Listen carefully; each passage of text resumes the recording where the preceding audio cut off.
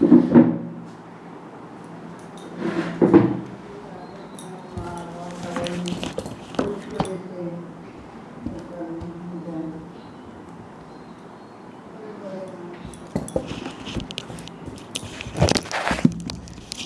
সাউন্ডের ছবি ঠিক আছে?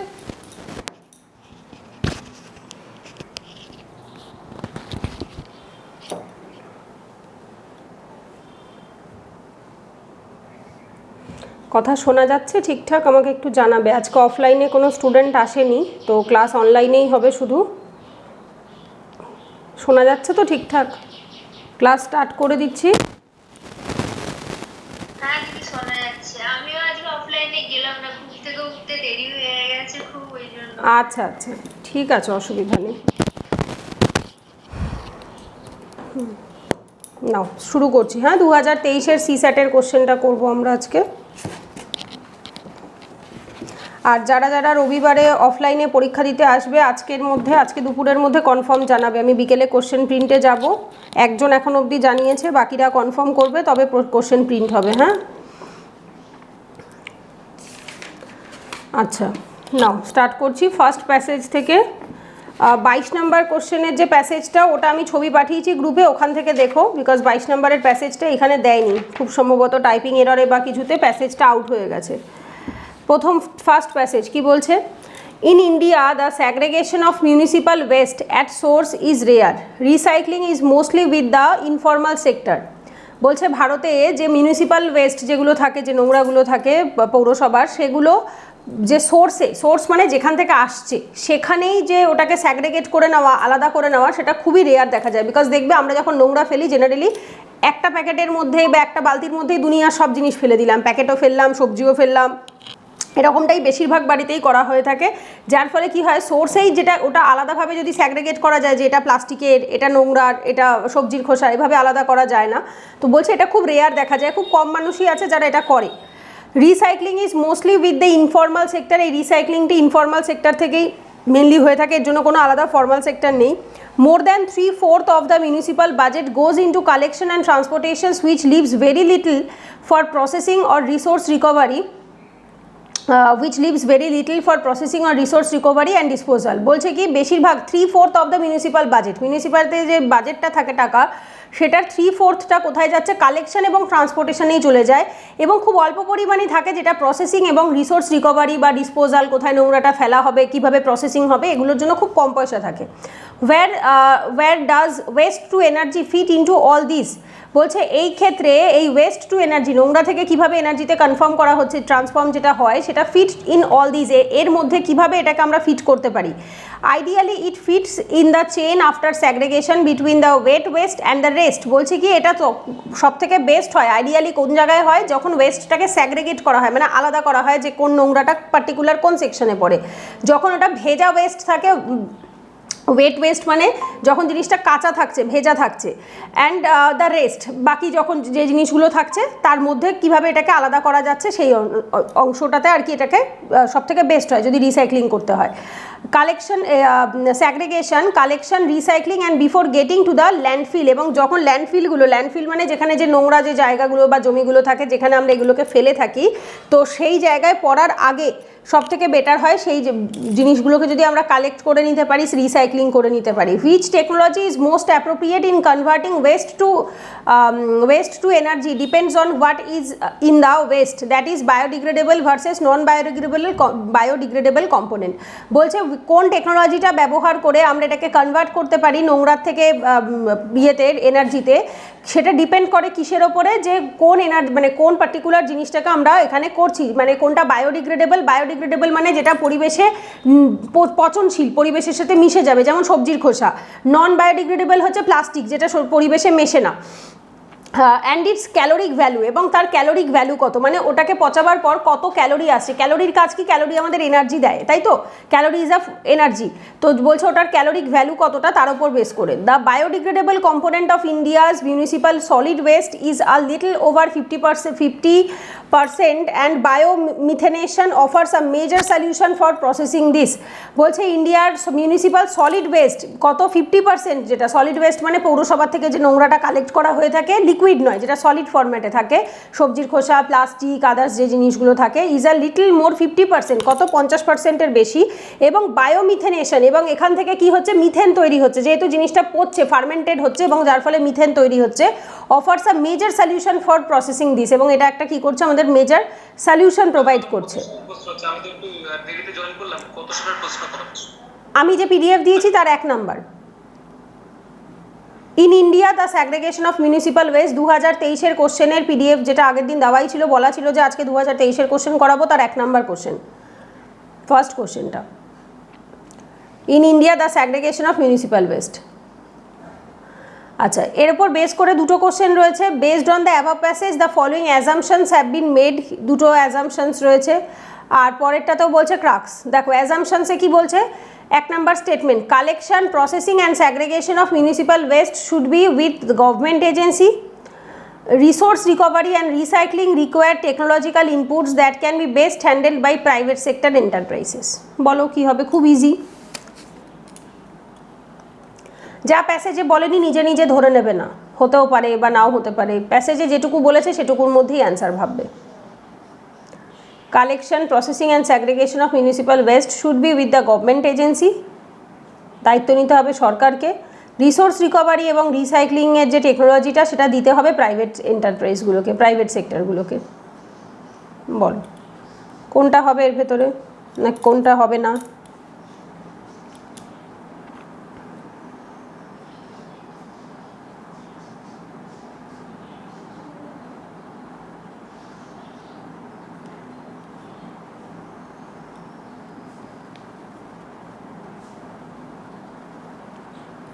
কি মনে হচ্ছে? এত ভাবার কিছু নেই কিন্তু, খুব ইজি এটা, এত ভাবনার কিছু নেই। হ্যাঁ বলো। হ্যাঁ, এছাড়া আর কিছু নেই, বিকজ এখানে আমরা যতটা পুরোটা প্যাসেজ পড়লাম তাতে একবারও বলেনি যে এই দায়িত্বটা সরকারকে নিতে হবে আর বাকি দায়িত্বগুলো প্রাইভেট সেক্টরকে। এখানে শুধু প্রবলেমটা আলোচনা হয়েছে যে কিভাবে আমরা বুঝবো যে বায়োডিগ্রেডেবল কোনটা, নন বায়োডিগ্রেডেবল কোনটা, কোন রিসোর্সে কীভাবে এনার্জি বানানো যেতে পারে, কত টাকা দেওয়া হয়, জাস্ট এইটুকু আলোচনা হয়েছে। যে এই দায়িত্বটা কাকে নিতে হবে, এই কাজটা কে করবে, সরকার করবে, প্রাইভেট করবে, এরকম কিছু বলাই নেই গোটা প্যাসেজে। ওই জন্যই আমি বললাম যে এত ভাবার কিছুই নেই, বিকজ এটা সব থেকে ইজিয়েস্ট ছিল যে এখানে জাস্ট সিম্পল বলে দিয়েছে এটা সরকারকে দায়িত্ব দাও, এটা প্রাইভেটকে দায়িত্ব দাও। যে টার্ম দুটো একটা বারের জন্য গোটা প্যাসেজেও আসেনি, না গভর্নমেন্ট এজেন্সি না প্রাইভেট এন্টারপ্রাইজ, একবারের জন্য গোটা প্যাসেজে আসেনি। তো সুতরাং ওখানে অটোমেটিক বাদ, answer D, neither 1 not 2। Complicate করবে না, এত বেশি ওভার থিঙ্কিং করলে পরে অ্যান্সারে আসতে পারবে না। জাস্ট সিম্পলভাবে ভাবো যে প্যাসেজে নেই যখন, তাহলে আমি কেন এত ভাবছি, সুতরাং অ্যান্সার হবে না। পরে 2 নাম্বার কোশ্চেনে সেম প্যাসেজ থেকে, which one of the following statement best reflect the crux of the passage. কি বলছে, generation of energy from municipal solid waste is inexpensive. Inexpensive মানে অল্প খরচে যেটা হয়, বেশি খরচলা হয় না। Biomethanation is the most ideal way of generating energy from municipal solid waste. Segregation of municipal solid waste is the first step in ensuring the success of waste to energy plant. The biodegradable component of India's municipal solid waste is not adequate to provide energy from the waste efficiently or effectively.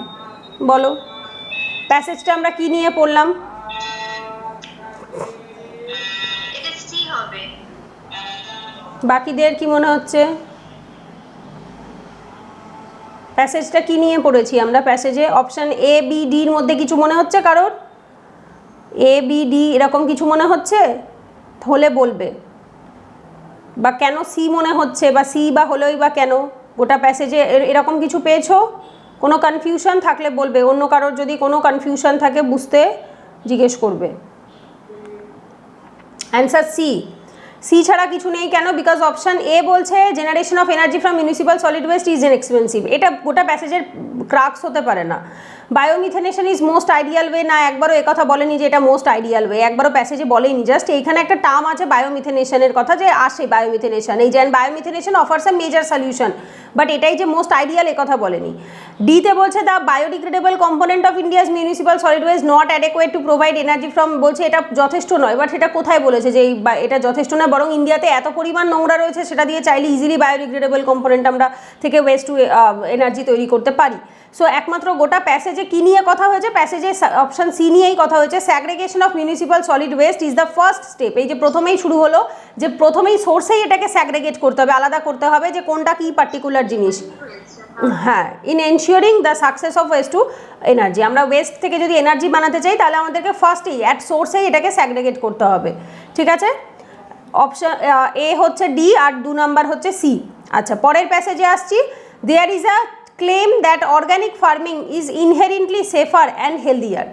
এটা claim করা হয়, এটা বলা হয়ে থাকে যে organic farming মানে হচ্ছে জৈব সার দিয়ে যে চাষ করা হয়, that is call organic farming, মানে গোবর সার ইউজ করা হয়। এটা ইনহেরেন্টলি সেফার হয়ে থাকে এবং হেলদিয়ার হয়ে থাকে। The reality is that because the organic farming industry is still young and not well regulated in India, কারণ এইটা বাট আসলে রিয়ালিটি কি হচ্ছে, রিয়ালিটি হচ্ছে অর্গ্যানিক ফার্মিং ইন্ডিয়াতে খুবই নতুন সময়, মানে অল্প বয়সী আর কি নতুন এসছে, বাট এবং ইন্ডিয়াতে ঠিকঠাকভাবে এটাকে কন্ট্রোলও করা হয় না বা রেগুলেট করা হয় না। Farmers and consumers alike are not only confused about what products are best for them but sometimes use products in ways that could harm them as well। বলছে ফার্মাররা কনফিউজড হয়ে থাকে যে তারা কিভাবে এটাকে ব্যবহার করবে, about what product are best for them, কোন পার্টিকুলার প্রোডাক্টটা তাদের জন্য ভালো হবে, but sometimes use products in ways that could harm them as well. এমন কিছু প্রোডাক্টও তারা ব্যবহার করে ফেলে যেটা এমনকি তাদের যে চাষের জিনিসটাকে থাকে সেটাকে ক্ষতিও করতে পারে, বিকজ যেহেতু এটা নতুন তারা খুব একটা জানে না। ফর এক্সাম্পলে কি বলছে উদাহরণে, since organic fertiliser are difficult to obtain on a large scale in India, farmers often use farmyard manure are large scale which may contain toxic chemicals and heavy metals. বলছে যেহেতু ইন্ডিয়াতে অর্গ্যানিক ফার্টিলাইজার এখনও large স্কেলে মানে বেশি পরিমাণে avail করা অত বেশি সম্ভব হয় না, এটা ডিফিকাল্ট, তো ফার্মাররা কী করে ফার্মইয়ার্ড ম্যানিওর তৈরি করে। ম্যানিওর মানে ইজ লাইক অনেক কিছু জিনিস হাতে করে দিয়ে নিজেদের মতো সার বানিয়ে নেওয়া, অনেকগুলো জিনিস মিক্সড আপ করে তারপর করা হয়ে থাকে এটা। Which may contain toxic chemicals, যার ভেতরে কিছু খারাপ টক্সিক কেমিক্যালও থাকে, হেভি ভারী মেটালও থাকে যেটা কিনা গাছের ক্ষতি করে। Certain plant spray such as dhatura flower, যেটাকে আমরা ধুতরা বলি সেটাই দাতুরা ফ্লাওয়ার এখানে লেখা আছে, মানে ওইটা একই। হ্যাঁ, datura flower and leaf spray have an element call the atropine. কিছু স্প্রে হয় যেগুলো যেমন হচ্ছে এই ধুতরা ফ্লাওয়ার বা লিফ স্প্রে কিছু থাকে যেগুলো কিনা কি হয়ে থাকে, তার ভেতরে একটা এলিমেন্ট থাকে যার নাম হচ্ছে atropine. If it is not applied in the right dose it can act on the nervous system of the consumer. বলছে এটা যদি সঠিক পরিমাণে ঠিকভাবে ব্যবহার করা না হয় তাহলে এটা nervous system of the consumer, যে খাবারটাকে কনজিউম করবে তার নার্ভাস সিস্টেমের ওপরে এফেক্ট ফেলতে পারে। Unfortunately how much and went to use are not well researched or regulated, কতটা আমরা ইউজ করব এবং হচ্ছে আর কতটা মানে কখন আমরা ইউজ করব, এটা are not well researched or regulated issues. বলছে এটা ঠিকঠাকভাবে আমাদের ইন্ডিয়াতে রেগুলেট করা হয় না বা ঠিকঠাকভাবে রিসার্চও করা হয়নি যে কখন করতে হবে, কতটা পরিমাণে করতে হবে। So basically passage is all about সেইংকে অর্গ্যানিক ফার্মিংয়ের কী কী ইস্যুস রয়েছে ইন্ডিয়াতে, এখন অবধি ঠিকঠাক রেগুলেশনস যেহেতু নেই, এটা নতুন তাই।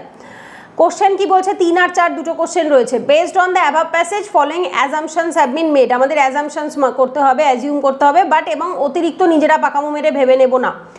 1 number, organic farming is inherently unsafe for both farmers and consumers. বলছে অর্গ্যানিক ফার্মিং ইনহেরেন্টলি আনসেফ, ভীষণভাবে আনসেফ কাদের জন্য, ফার্মার এবং কনজিউমার দুজনের জন্যই। আর 2 নম্বরে বলছে farmers and consumers need to be educated about eco friendly food. Farmer এবং কনজিউমার দুজনকেই এডুকেট করতে হবে, শিক্ষিত করতে হবে ইকো ফ্রেন্ডলি ফুডের ব্যাপারে। আচ্ছা বলো স্নেহা কোনটা বলছো, অপশান বলো একজন একজন করে। স্নেহা কি বললে? 2 only। অনিমেষ? প্রিয়াঙ্কা? ডি মনে হচ্ছে, নাইদার 1 নট 2। কেন ডি মনে হচ্ছে, মানে তোমার 2 নাম্বারটাও কেন ভুল মনে হচ্ছে? Farmers and consumer need to be educated, এই যে এখানে দেখো লেখাই রয়েছে ফার্স্টের দিকে, the reality is that because the organic farming industry still young and well not regulated in India, farmers consumers alike are not only confused but what products are best for them but sometimes use products in a wrong way. মানে তাদের কাছে knowledge নেই ঠিক মতো, ঠিক আছে, যে তারা কখন কোন জিনিসটা, এই যে লাস্টেও বলছে unfortunately how much went to use are not well research or regulated issues. তো সুতরাং তাদেরকে প্রপার শিক্ষিত করতে হবে, কাদেরকে, ফার্মারদেরকেও কনজিউমারদেরকেও, যে কী খাবার খাচ্ছে এবং কী জিনিস চাষ করছে, সো অপশান 2 ঠিক হবে, মানে স্টেটমেন্ট 2 ঠিক হবে, স্টেটমেন্ট 1 ভুল হবে। 1 নাম্বার এটা পুরো একদম নেগেটিভ স্টেটমেন্ট বলেছে, ইনহেরেন্টলি আনসেফ ফর বোথ, না একদমই নয়, আনসেফ নয়, সেটা ঠিকঠাক রেগুলেশনসের মাধ্যমে, সঠিক নলেজের মাধ্যমে তারপরে করা যাবে। So answer B, 2 only. বোঝা গেছে? যখন এটা তাদেরকে শিক্ষিত করতে হবে, এদেরকে এডুকেটেড করতে হবে ইকো ফ্রেন্ডলি ফুডের ব্যাপারে। ইকো ফ্রেন্ডলি কেন? বিকজ অর্গানিক ফার্মিংকে ইকো ফ্রেন্ডলি বলা হয়, এটা পরিবেশের ক্ষতিকারক হয় না, পরিবেশের উপকার করে, মানে অ্যাটলিস্ট কোনো রকম কেমিক্যাল যেহেতু ইউজ করা হয় না, পুরোটা জৈবিক পদ্ধতিতে হয়, বায়ো সার দিয়ে, সেই কারণে এটা ভালো হয়, বায়ো ফার্টিলাইজার বলে। আচ্ছা, 4 নাম্বার সেম প্যাসেজেরই 4 number question, which one of the following statement best reflect the most logical, rational and practical message conveyed by the author of the passage. Logical, rational, practical message বলেছে। In India, যে বার্তাটা পাচ্ছ পুরো passage পড়ার পর যে বার্তাটা feel হচ্ছে সেটা, in India organic farming should not be promoted as a substitute for conventional farming, there are no safe organic alternative to chemical fertiliser, in India farmers need to be guided and helped to make their organic farming sustainable, the aim of organic farming should not be to generate huge profit as there is a still no global market for its product, is very very easy। এই অ্যান্সারটা খুব সোজা, বাকি তিনটে প্যাসেজেই নেই।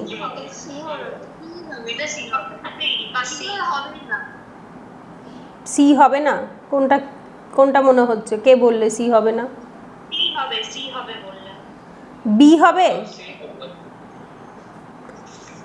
আচ্ছা, একজন বলো। স্নেহা, অনিমেষ, প্রিয়াঙ্কা, বি মনে হচ্ছে? সি। বর্ণালী কি বললে? সি মনে হচ্ছে। ঠিক আছে, সবারই সি, অ্যান্সারও সি। সি ছাড়া আর কিছু নেই, বিকজ বাকি এ বি ডি প্যাসেজেই নেই, তো সুতরাং সি ছাড়া অন্য কিছু হতে পারবে না। ঠিক আছে, পরের প্যাসেজ, ফুড কনজামশন। দেখো, food consumption patterns have change substantially in India over the past few ডিকেডস। বিগত 20-30 বছরে, ফিউ ডিকেডস মানে 20-30-40 বছরকে বলা হয়, বিগত 20-30 বছরে বা 40 বছরের মধ্যে খাবারের যে কনজামশন প্যাটার্নটা, কী খাবার আমরা খাচ্ছি, সেটা অনেকটা বদলেছে ভারতে। This has resulted in the disappearance of many nutritious food such as the millets, এবং যার ফলে কি হয়েছে, অনেক নিউট্রিয়াস পুষ্টিদায়ক খাবার, যেমন অন্যতম হচ্ছে মিলেট। মিলেট হচ্ছে জোয়ার, বাজরা, রাগি, এগুলোকে মিলেট বলা হয়ে থাকে। তো এইগুলো আস্তে আস্তে কী হয়েছে, ডিসঅ্যাপিয়ার হয়ে গেছে, যার জন্য 2023 সালে, এই কোশ্চেনটা কেন এসছে, 2023 সালের ইউপিএসসি সিভিল সার্ভিস প্রিলিমসের কোশ্চেন, এবং 2023 সাল was the international year of millet, মানে এক একটা বছর এক একটা পার্টিকুলার জিনিসকে ডেডিকেট করা হয়। সো 2023 সালটা মিলেটকে ডেডিকেট করা হয়েছিল, ওই কারণে এটা কারেন্ট অ্যাফেয়ার্সেও খুব নিউজে ছিল, এবং তার উপরে কোশ্চেনও এসছে। বলছে যার ভেতর নিউট্রিয়াস ফুড যেমন মিলেট কী হয়েছে, ডিসঅ্যাপিয়ার হয়ে গেছে, এখন আর দেখা যায় না, মানুষ খায় না, এখন গবাদি পশুর খাবার হিসেবে এটা ব্যবহার হয়, ফডার মেটেরিয়াল হিসেবে। while food grain production has increased over 5 times since independence, খাবারের ফুড গ্রেন প্রোডাকশন প্রায় 5 গুণ বেড়ে গেছে স্বাধীনতার পর থেকে। It has not sufficiently address the issue of malnutrition. এত খাবার তৈরি হচ্ছে ঠিকই, বাট দেখেছো অপুষ্টির শিকার সবাই হচ্ছে, এবং এই অপুষ্টি হচ্ছে অন্যতম মেজর কারণ আমাদের ইন্ডিয়াতে এত গরিব মানুষ এবং অসুস্থ লোক থাকার কারণ হচ্ছে এই যে আমরা যে ছিবড়ে ভাত রুটিটা খাই না, ওটা ইট ইজ লাইক আখের জুসটা বার করে নেওয়ার পর যেরকম আখের ছিবড়ে হয়ে থাকে, ওই ছিবড়েটা হচ্ছে এই ভাত রুটি, যেটা সাদা আটা, সাদা চালের ভাত, যেটা তোমরা খাও বা আমরা সবাই খাই, আমিও খেতাম এত বছর। তো এগুলো হচ্ছে ছিবড়ে অ্যাকচুয়ালি, কারণ ওর ভেতর কোনো পুষ্টি থাকে না, কোনো নিউট্রিশন থাকে না ওতে। তো মিলেটে প্রচুর পুষ্টি থাকে, ব্রাউন রাইসে প্রচুর পুষ্টি থাকে, হোল গ্রেন যেটাকে বলে। তো আমাদের কি করা হয়, প্রসেসিং করে বাইরের যে লাল অংশটা থাকে চালের বা গমের, সেটাকে বাদ দিয়ে ওই ভেতরে সাদাটাকে আমাদের দেওয়া হয়, এবং যেটাতে কোনো পুষ্টি থাকে না, যার জন্য ইন্ডিয়াতে ম্যালনিউট্রিশনও ছাড়ছে না। এত পরিমাণ খাবার উৎপাদন হচ্ছে, তারপরেও ম্যালনিউট্রিশনের ইস্যুটা যাচ্ছে না। For long the agriculture sector focused on increasing food production, particularly staples, which leads to lower production and consumptions of indigenous traditional crops and grains, fruits and other vegetables, impacting food and nutrition security in process. বলছে for long, অনেক সময় ধরে the agriculture sector focused on increasing food production. Agriculture sector কিসের ওপর focus করেছে, food প্রোডাকশনে, specially কোনটা, staple food মানে যেটা আমাদের এই যে ভাত আর রুটি, যেটা আমরা প্রত্যেকদিন এভরিডে যে কার্বোহাইড্রেট পাই যেখান থেকে, that is call hour staple food, which lead to lower production and the consumption of indigenous traditional crop, এবং যার ফলে কি হয়েছে আমাদের যে ইন্ডিজিনাস দেশ ভারতীয় অরিজিনাল যে খাবার যেটা বহু বছর ধরে হয়তো আমরা খেয়ে আসছিলাম, সেই ধরনের কিছু খাবার আমাদের প্রোডাকশনটাই বন্ধ হয়ে গেছে। কিছু ক্রপস বা গ্রেনস, ফ্রুটস, আদার ভেজিটেবলস, অনেক জিনিস রয়েছে যেগুলো আগেও একটা টাইমে প্রচুর পরিমাণে উৎপাদন হতো, বাট এখন আর সেগুলো হয় না। ভাত রুটি মানে হচ্ছে ওই চাল আর গম এত পরিমাণে প্রোডাকশন হচ্ছে তাই। Impacting food and nutrition security in the process, এবং যার ফলে কি হয়েছে ফুড এবং নিউট্রিশন, খাবার এবং পুষ্টি দুটোরই সিকিউরিটি যথেষ্ট পরিমাণে ভালনারেবল বা বিপদের মুখে রয়েছে।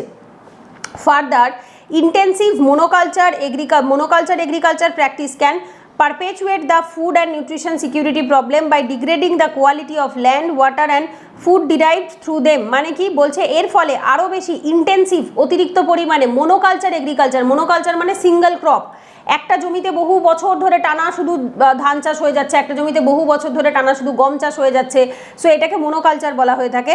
তো মোনোকালচার এটা কি করছে, প্রবলেম ক্রিয়েট করছে by degrading the quality of land, জমির উর্বরতা বা জমির যে মান সেটাকে কমিয়ে দিচ্ছে, ওয়াটার এবং ফুড যেখান থেকে আমরা যে জল এবং খাবার যেটা আমরা পাচ্ছি সেটার অভাবটাকেও মানে বাড়িয়ে দিচ্ছে। সো বেসিক্যালি যে জমিতে একটু ভালো করে বুঝবে, এটা জিওগ্রাফি বা এনভায়রনমেন্টের কনসেপ্ট, একই জমিতে যদি কনস্ট্যান্টলি একই জিনিস চাষ করা হয় বছরের পর বছর ধরে, মাটির উর্বরতা শক্তি কমে যায়, মাটির ভেতর যে নিউট্রিশনস থাকে সেগুলো কমতে থাকে, বিকজ যেহেতু ও পার্টিকুলার একটা নিউট্রিশনকে অ্যাবজর্ব করে নিচ্ছে আর একটাকে বাড়িয়ে দিচ্ছে বা কমিয়ে দিচ্ছে। বাট যদি আমরা ডিফারেন্ট কাইন্ড অফ ভ্যারাইটি জিনিস চাষ করি তাহলে কি হয়, জমির উর্বরতা শক্তিও থাকে এবং আমাদেরও আলটিমেটলি ফুডে থেকে আমরা প্রচুর পরিমাণে নিউট্রিশনও পাই। সো একই জমিতে একই জিনিস চাষ করা বা একই টাইপের মোনোকালচার করা, একই টাইপের জিনিস চাষ করা বেশি পরিমাণে আর বাকিগুলোকে নেগলেক্ট করা, এটা মানুষের হেলথের ওপরেও যেমন ইম্প্যাক্ট ফেলে, ম্যালনিউট্রিশন দেয়, এবং ফুড সিকিউরিটিতেও যেমন ইম্প্যাক্ট ফেলছে, তার সাথে সাথে জমির কোয়ালিটি, মাটির উর্বরতা শক্তিও কমিয়ে দিচ্ছে। তো প্যাসেজটা সেই বিষয়েই বলা হয়েছে। কোশ্চেন কি বলছে, based on the above passage the following assumptions have been made. আবার অ্যাজাম্পশনস করতে বলছে, এখানে 4টে অ্যাজাম্পশনস রয়েছে, এবার এর ভেতর কোনটা ঠিক কোনটা ভুল ভালো করে বুঝবে। একটা একটা করে আমি পড়ছি আর বলবে কোনটা ঠিক হলে হতে পারে নাকি ভুল। To implement the sustainable development goal and to achieve zero hunger goal. Sustainable development মানে যে উন্নতি লং টার্মে থাকে, আমরাও যেমন এনজয় করছি আমাদের ফিউচার জেনারেশনও এনজয় করবে। অ্যান্ড জিরো হাঙ্গার, কেউ কোনো ব্যক্তি না খেয়ে থাকবে না, ঠিক আছে, জিরো হাঙ্গার গোল, এগুলো যদি আমাদেরকে অ্যাচিভ করতে হয়, monoculture agriculture practice are inevitable even if they do not address malnutrition. Inevitable মানে অবশ্যম্ভাবী, যেটা করতেই হবে। এইটাকে যদি অ্যাচিভ করতে হয় তাহলে মোনোকালচার এগ্রিকালচার প্র্যাকটিসকে আমাদেরকে অতি অবশ্যই করতে হবে, even if they do not address malnutrition. যেহেতু মোনোকালচার ইয়েকে ম্যালনিউট্রিশনকে অ্যাড্রেস করতে পারছে না, সেটা জানা সত্ত্বেও এটা আমাদেরকে অতি অবশ্যই করতে হবে। Is it true or false? স্টেটমেন্টটা ঠিক না ভুল? ভুল তো। এটা ইনএভিটেবল কী করে হতে পারে, বরং আরও বারণ করছে মোনোকালচার করতে, বলছে যে ডিফারেন্ট ভ্যারাইটিসে করো। সো এক বাদ হয়ে গেল, এক বাদ হয়ে গেলে কোন দুটো অপশান বাদ হয়ে যাচ্ছে? এ আর ডি বাদ হয়ে যাচ্ছে, এতেও এক আছে, ডিতেও এক আছে, এ আর ডি বাদ, রাইট। এইবার সি আর বি এর মধ্যে দেখো, সিতে আছে 3 আর 4, বিতে আছে 2 আর 3, তার মানে 3 ইজ কমন, 3 আমি পড়বো না, আমি 2 আর 4 পড়লেই হবে আমার অ্যান্সার। এবার 2 পড়ি দেখি, অ্যাট এ টাইম ঠিক হবে না, ইদার 2 ঠিক হবে অথবা 4 ঠিক হবে। যদি দেখি 2 ঠিক হয়ে যাচ্ছে, আমার 4 পড়ারও দরকার নেই, সময় বাঁচাবো, কারণ এক্সাম হলে আমাদের হাতে এত টাইম থাকবে না। 2 number statement, dependence on a few crop has negative consequences for human health and the ecosystem. Is it true? একটা ক্রপের ওপরে বা কিছু ক্রপের ওপর যদি আমরা বেশি ডিপেন্ড করি, সেটা হিউম্যান হেলথের ওপর এবং ইকোসিস্টেমের ওপর নেগেটিভ ইম্প্যাক্ট ফেলে। তো এতক্ষণ সেটাই পড়লাম একদম, তাহলে 2 ঠিক, তাহলে আমার 3, 4 পড়ারই দরকার নেই, অ্যান্সার আমি পেয়ে গেছি বি, 2 and 4 অনলি। হ্যাঁ একদম 2 আর 3, ঠিক আছে, answer 2 and 3, option B answer 2 and 3। তো আমার বাকিগুলো পড়ারও দরকার পড়লো না, বিকজ আমি যেহেতু বুঝতে পেরে গেছি 2 ঠিক হবে আর 1 ঠিক নয়, তো সুতরাং অপশান আমার কাছে বি রয়েছে। এইভাবে করে সময় বাঁচাবে, পুরো 4টে অপশানই যে একবারে আমাকে পড়তে হবে তারপরে অপশানে যেতে হবে না, দরকার নেই। আমি একটা একটা করে স্টেটমেন্ট পড়বো, যদি দেখি ভুল পাশে ক্রস দেবো, তাহলে অটোমেটিক্যালি অপশানও ক্রস হয়ে যাচ্ছে। এ আর ডি ক্রস হয়ে গেল, 2 যেহেতু ঠিক হয়েছে সুতরাং 4 ঠিক হওয়ার কোনো চান্স নেই, একসাথে হবে না, তো সুতরাং অ্যান্সার উড বি 2 and 3। আচ্ছা, এই যে 3 নম্বরেও বলছে government policy regarding food planning need to incorporate nutritional security. Food planning করলেই হবে না, পুষ্টি গুণগত মানভাবেও সেটাকে বাড়াতে হবে। আচ্ছা, পরের passage, two tackle the problem of pollution in সিটিজ policy makers think that drastic actions like temporary use of odd even number scheme for vehicle, closing schools, factories, construction activities and banning the use of certain types of vehicles are a way forward. বলছে যে a problem of air pollution বা kind of বলতে পারো দূষণকে tackle করার জন্য শহরগুলোতে policy maker, যারা policy তৈরি করে, গভর্নমেন্টের পলিসি মেকার, তারা মনে করে থাকে যে ড্রাস্টিক অ্যাকশন, ড্রাস্টিক মানে রাতারাতি বদল, যেমন temporary use of odd even number of scheme. Odd even number মানে জোড় বিজোড়, যেটা মানে অনেক সংখ্যা। যখন কোনো জায়গায় অড ইভেন লেখা দেখবে তার মানে বুঝতে পারবে অনেক সংখ্যা, মানে 5-7টা 8-9টা বা এরকম 10টা-12টা এরকম টাইপের সংখ্যাকে অড ইভেন নাম্বার বলা হয়। Temporary use of odd even number scheme for vehicle, বলছে বেশ কিছু নাম্বার ইউজ করা অড ইভেন নাম্বার কিসের জন্য? ফর দ্য ভেহিকেল যানবাহনের জন্য। ক্লোজিং স্কুল বন্ধ করে দেওয়া, ফ্যাক্টরি বন্ধ করে দেওয়া, কনস্ট্রাকশন অ্যাক্টিভিটি বন্ধ করে দেওয়া, সার্টেন টাইপ অফ ভেহিকেল কিছু ধরনের যানবাহনকে ব্যান করে দেওয়া, এগুলো সলিউশন হতে পারে, তারা মনে করে থাকে। Even then the air is not clean, এত কিছু করার পরেও বাতাস পরিষ্কার হয় না। Vehicle more than 15 years old comprise 1% of total and taking them off the road will not make any difference. 15 বছরের পুরনো গাড়ি মার্কেটে মাত্র 1% রয়েছে, মানে রাস্তায় যে গাড়িগুলো চলে সেগুলো 15 বছরের পুরনো, এরকম মাত্র 1% গাড়ি রয়েছে। সুতরাং তাদেরকে বন্ধ করে দিয়ে এমন কিছু ডিফারেন্স হবে না, এবং তাদেরকে রাস্তায় নামতে না দিয়ে এমন কিছু ডিফারেন্স নেই। Banning certain fuel and car types arbitrarily is not proper, বলছে হঠাৎ করে কোনো ধরনের ফুয়েল মানে যেমন পেট্রোলিয়াম, ডিজেল, এইগুলো ফুয়েল, এই ধরনের জ্বালানি বা কোনো গাড়ির ধরনকে হঠাৎ করে আরবিট্রারিলি বন্ধ করে দেওয়াটা এটাও ঠিক নয়। Diesel engine produce more PM 2.5 and less CO2 than petrol আর CNG ইঞ্জিন, বলছে ডিজেল কি করে বেশি পার্টিকুলেট ম্যাটার বলা হয়, PMকে মানে পার্টিকুলেট ম্যাটার, ছোট ছোট যে বাতাসের মধ্যে যে ধূলিকণাগুলো থাকে, দ্যাট ইজ 2.5 একটা হয়, 10 হয়, আরও অনেক হয়, PM10ও পড়বে, পরে EVS-এ PM 2.5 পাবে। 2.5 হচ্ছে সব থেকে সূক্ষ্ম হয়ে থাকে, যেটা আমাদের ওই N95 মাস্ক অবধি ভেদ করে ভেতরে ঢুকে যেতে পারে। অ্যান্ড লেস CO2 যে অতি অল্প পরিমাণে কার্বন ডাইঅক্সাইড তৈরি করে দেন দ্য পেট্রোল আর সিএনজি। পেট্রোল সিএনজি থেকে ডিজেল কম CO2 প্রডিউস করে থাকে, বাট হ্যাঁ মোর PM 2.5টা বার করে। অন দি আদার হ্যান্ড, আবার অন্যদিকে both diesel and CNG engine produce more NOx nitrous oxide, বলছে ডিজেল এবং সিএনজি গাড়িগুলো NOxটা বেশি বার করে দেন পেট্রোল ইঞ্জিন, পেট্রোলের থেকে ওদের NOxটা বেশি বেরোয়। No one has measured the amount of NOx that CNG engine are emitting. কেউই NOx এর পরিমাণ মাপ করে দেখেনি যে একটা CNG ইঞ্জিন কত পরিমাণে NOx বার করে থাকে। Arbitrary ban on the vehicle that have passed mandated fitness test and periodic pollution test are unfair. যে সমস্ত গাড়িগুলো ম্যান্ডেটেড ফিটনেস টেস্ট পাস করেছে, পলিউশন টেস্ট পাস করেছে, তাদেরকে বন্ধ করে দেওয়া, ব্যান করে দেওয়া, এটা সত্যি অন্যায়, unfair. What is needed is the scientific and reliable information about the source of pollutants on a containing basis and the technologies that will work to reduce pollution from them. বলছে সলিউশনটা কি, actual সলিউশনটা কি হতে পারে? What is needed মানে actual solution, কোনটা প্রয়োজন? সায়েন্টিফিক অ্যান্ড রিলায়েবল ইনফরমেশন, গবেষণামূলক বা বিজ্ঞানসম্মত এবং ভরসাযোগ্য information about the source of pollutant, কোথার থেকে পলিউশনটা আসছে, on a continuing basis, continually মানে তার মানে একদম বন্ধ করলে চলবে না, কন্টিনিউয়াসলি চালাতে হবে। অ্যান্ড দ্য টেকনোলজিস, কোন ধরনের বিজ্ঞান বা প্রযুক্তি ব্যবহার করা যেতে পারে, that will work to reduce the pollution from them, যেটা কিনা আলটিমেটলি কী করবে, পলিউশনকে কমাবে, রিডিউস করবে। এটা হচ্ছে প্যাসেজে বলছে। কোশ্চেন কি বলছে, which one of the following statement best reflect the most logical and rational implication conveyed by the passage, বলছে কি most logical rational implications implied হবে, এর উপর বেস করে এর প্রভাব ইয়েটা মানে যেটা তুমি অ্যাপ্লাই করতে পারবে, ইমপ্লিকেশনস।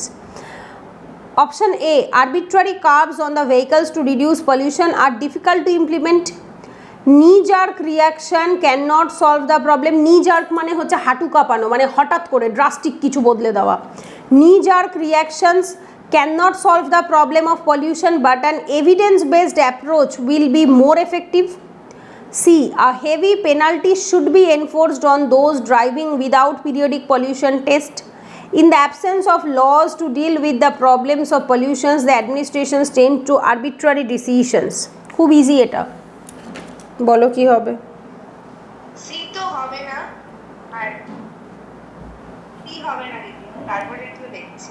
বিও হবে না কেন? বি কি দোষ করলো? বি বলিনি, বললাম সি হবে না। সি হবে, দেখো সি প্যাসেজে নেই, ঠিক সি হবে না।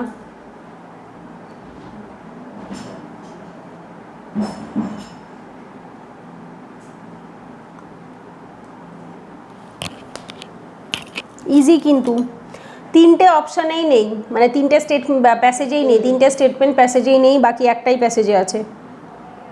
ডি হবে মনে হচ্ছে ডি। কেন? গোটা প্যাসেজে আমরা কি পড়েছি? অ্যাডমিনিস্ট্রেশন রিলেটেড কিছু পড়েছি?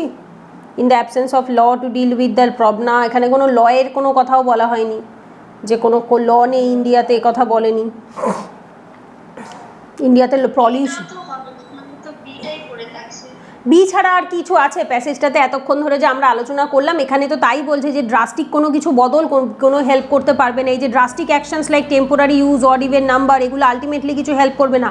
লাস্টে কি বলছে? What is needed is the scientific and reliable information about the source. তো ওটাই বিতে বলেছে, ওই ওপরে ওটাই একমাত্র বিতে বলেছে। নিজার্ক, ওই জন্য তো মানেটাও বলে দিলাম, নিজার্ক মানে হঠাৎ কোনো চেঞ্জেস, ড্রাস্টিক কিছু চেঞ্জেস বলছে তো তাই। Knee jerk reactions can not solve the problem of the pollution but an evidence based, evidence based মানেই সাইন্টিফিক, সাইন্টিফিক জিনিসে প্রমাণ থাকে, এভিডেন্স মানেও প্রমাণ, evidence based approach will be more effective. তো ওটাই প্যাসেজে তো তাই বলছে, এছাড়া আর এ সি ডি প্যাসেজে নেই, কোনোভাবে নেই। এতে বলছে ডিফিকাল্ট টু ইমপ্লিমেন্ট, না এ কথা একবারও বলাই হয়নি যে এটা ইমপ্লিমেন্ট করতে ডিফিকাল্ট হচ্ছে বা কিছু। সি তো এমনিই হবে না, পেনাল্টির কথা বলেনি। ডিতেও অ্যাডমিনিস্ট্রেটিভ অ্যাকশনসের কথা বলেনি, লয়ের কথাও বলেনি, বিকজ ইন্ডিয়াতে পলিউশন রিলেটেড অনেক ল আছে। একমাত্র বিটাই প্যাসেজে রয়েছে, বলছে যে আমরা ভাবছি হয়তো হঠাৎ করে কিছু ব্যান করে দিলে, এতক্ষণ ধরে আমি এটাই তো বোঝালাম যে হঠাৎ করে ব্যান করে দিলে হয়তো কিছু ঠিক হবে বা কিছু, বাট অ্যাকচুয়ালি সেটা নয়। সাইন্টিফিক্যালি রিলায়েবল ইনফরমেশনস দিয়ে তারপর আমাদের ভাবতে হবে, বুঝতে হবে যে অ্যাকচুয়ালি কোনটা ওয়ার্ক করছে। সো সিক্স হচ্ছে বি ছাড়া আর কিছু নেই, বাকি এমনিই হবে না। পরের প্যাসেজটা ছোট আছে, তোমরা করো দেখি। গুড কর্পোরেট গভর্নেন্স, এটা ছোট প্যাসেজ, এটা তোমরা করো। Good corporate governance structure encourage companies, এটার কোশ্চেন রয়েছে ইনফারেন্স, লজিক্যাল ইনফারেন্স, অনুমান করবে, প্যাসেজের মধ্যে থেকেই অনুমান করবে, নিজেরা এক্সট্রা কিছু অনুমান করবে না।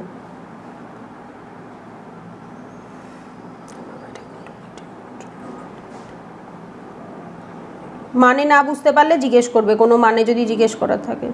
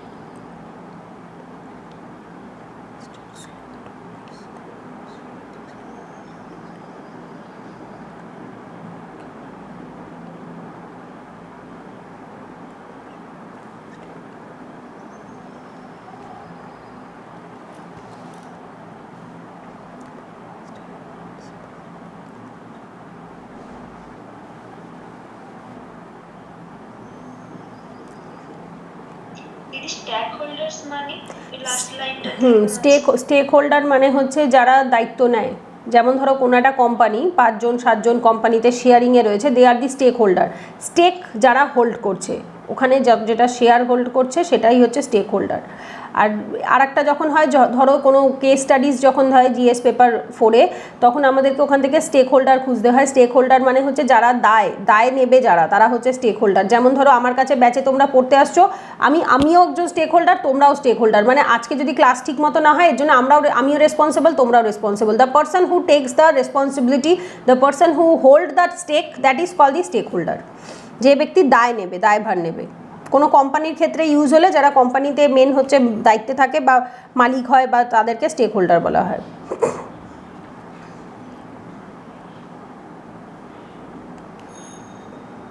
Equal treatment to all stake holders are met, প্রত্যেকে, সমস্ত স্টেক হোল্ডার যারা দায়িত্বভারে রয়েছে বা যারা ক্ষমতায় রয়েছে সবাই ইনক্লুডেড হবে, তাদের প্রত্যেকের সাথে যেন ইকুয়াল ট্রিটমেন্ট হয়।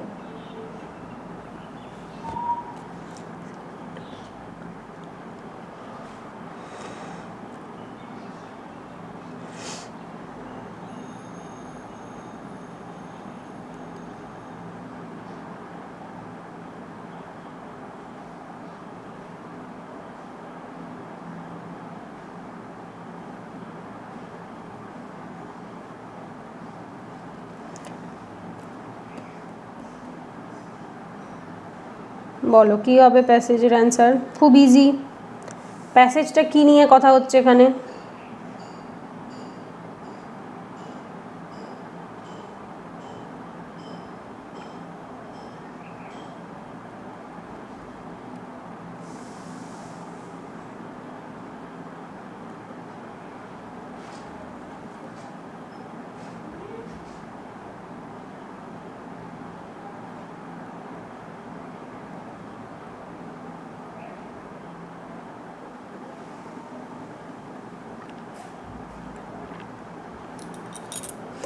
কি বলছে প্যাসেজে?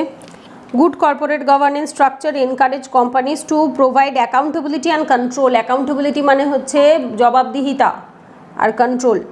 A fundamental reason why corporate governance has moved on to economic and political agenda worldwide has been rapid growth in international capital market. Effective corporate governance enhances access to external financing by firms, leading to greater investment, higher growth, employment. Investors look to place their funds where the standard of disclosure of timely and accurate financial reporting and of equal treatment to all stakeholders. বলছে এই সমস্ত জায়গাতেই ইনভেস্টাররা invest করবে যেখানে সব কিছু better চলবে, যেখানে ফান্ড ভালো হবে, স্টেক হোল্ডারদের সমস্ত টাইমলি ফাইন্যান্সিং রিপোর্ট হবে, ইকুয়াল ট্রিটমেন্ট হবে, মানে সেই সমস্ত জায়গাতেই অ্যাকচুয়ালি আমাদের অ্যাকাউন্টেবিলিটি এবং কন্ট্রোলটা যদি থাকে তবেই গুড কর্পোরেট গভর্নেন্স ধরে থাকবে। বলো এখানে কোনটা হবে অ্যান্সার? 7। অনিমেষ বলছো বি, স্নেহা বলছো বি। বি ছাড়া আর কিছু নেই, বিকজ এটাই বলেছে good corporate governance improves the credibility of the farm. Credibility মানে ভরসাযোগ্যতা বা বিশ্বাসযোগ্যতা। যদি কর্পোরেট গভর্নেন্স ভালো হয় তাহলে সেই ফার্মের ক্রেডিবিলিটি, ভরসাযোগ্যতা বাড়ে, আর ভরসাযোগ্যতা বাড়লে, বিশ্বাসযোগ্যতা বাড়লে তবেই মানুষ বাইরের থেকে ইনভেস্টারদের থেকে টাকা পায়, না হলে এমনি এমনি পায় না। ইনভেস্টাররা যদি দেখে যে সব কিছু ভালো আছে তবেই তারা সেই কোম্পানিগুলোতে ইনভেস্ট করবে। একদম 7 নাম্বার বি হবে। পরেরটা, elephants are landscape architects creating clearing in the forest. মনে করে দেখো এই same kind of passage already previous ইয়ারে আমরা করেছি, 2021 বা 20তেই বা 22-এ, আমার এক্স্যাক্ট মনে নেই, মনে হয় 21-এই হবে, একটা কোশ্চেন এসেছিল বোধহয় এই সেম একটা অ্যানিমেলের ওপরে, কিস্টোন স্পিসিস আমি বুঝিয়েছিলাম তোমাদের এর আগে, বা 4 নাম্বার বা 3 নাম্বার ক্লাসেই বোধহয়। তো সেম কাইন্ড অফ একটা কোশ্চেন রয়েছে আবার দেখো 2023 সালে। তো কোশ্চেন টপিক সামহাউ রিপিট হয়, নলেজ রিপিট হয়। Elephants are landscape architect. এলিফেন্টসরা হচ্ছে ল্যান্ডস্কেপের আর্কিটেক্ট। কেন?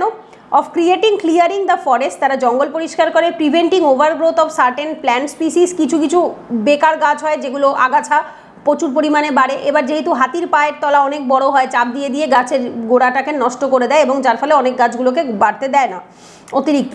Allowing space for the regeneration of others, এবং কাউকে কাউকে জায়গাও দেয় যাতে সেগুলো রিজেনারেট হতে পারে, পুনরায় আবার তৈরি হতে পারে। Which in turn provides sustenance to other herbivorous animals, যেটা কিনা শুধুমাত্র হাতি নয়, আরও হাতির ওপর নির্ভর করে আরও অনেক হার্বিভোরাস অ্যানিমালস থাকে যারা হচ্ছে হার্বস খেয়ে থাকে, মানে ভেষজ প্রাণীও অনেক বেশি বাড়ে যারা ভেজিটেরিয়ান প্রাণী হয়।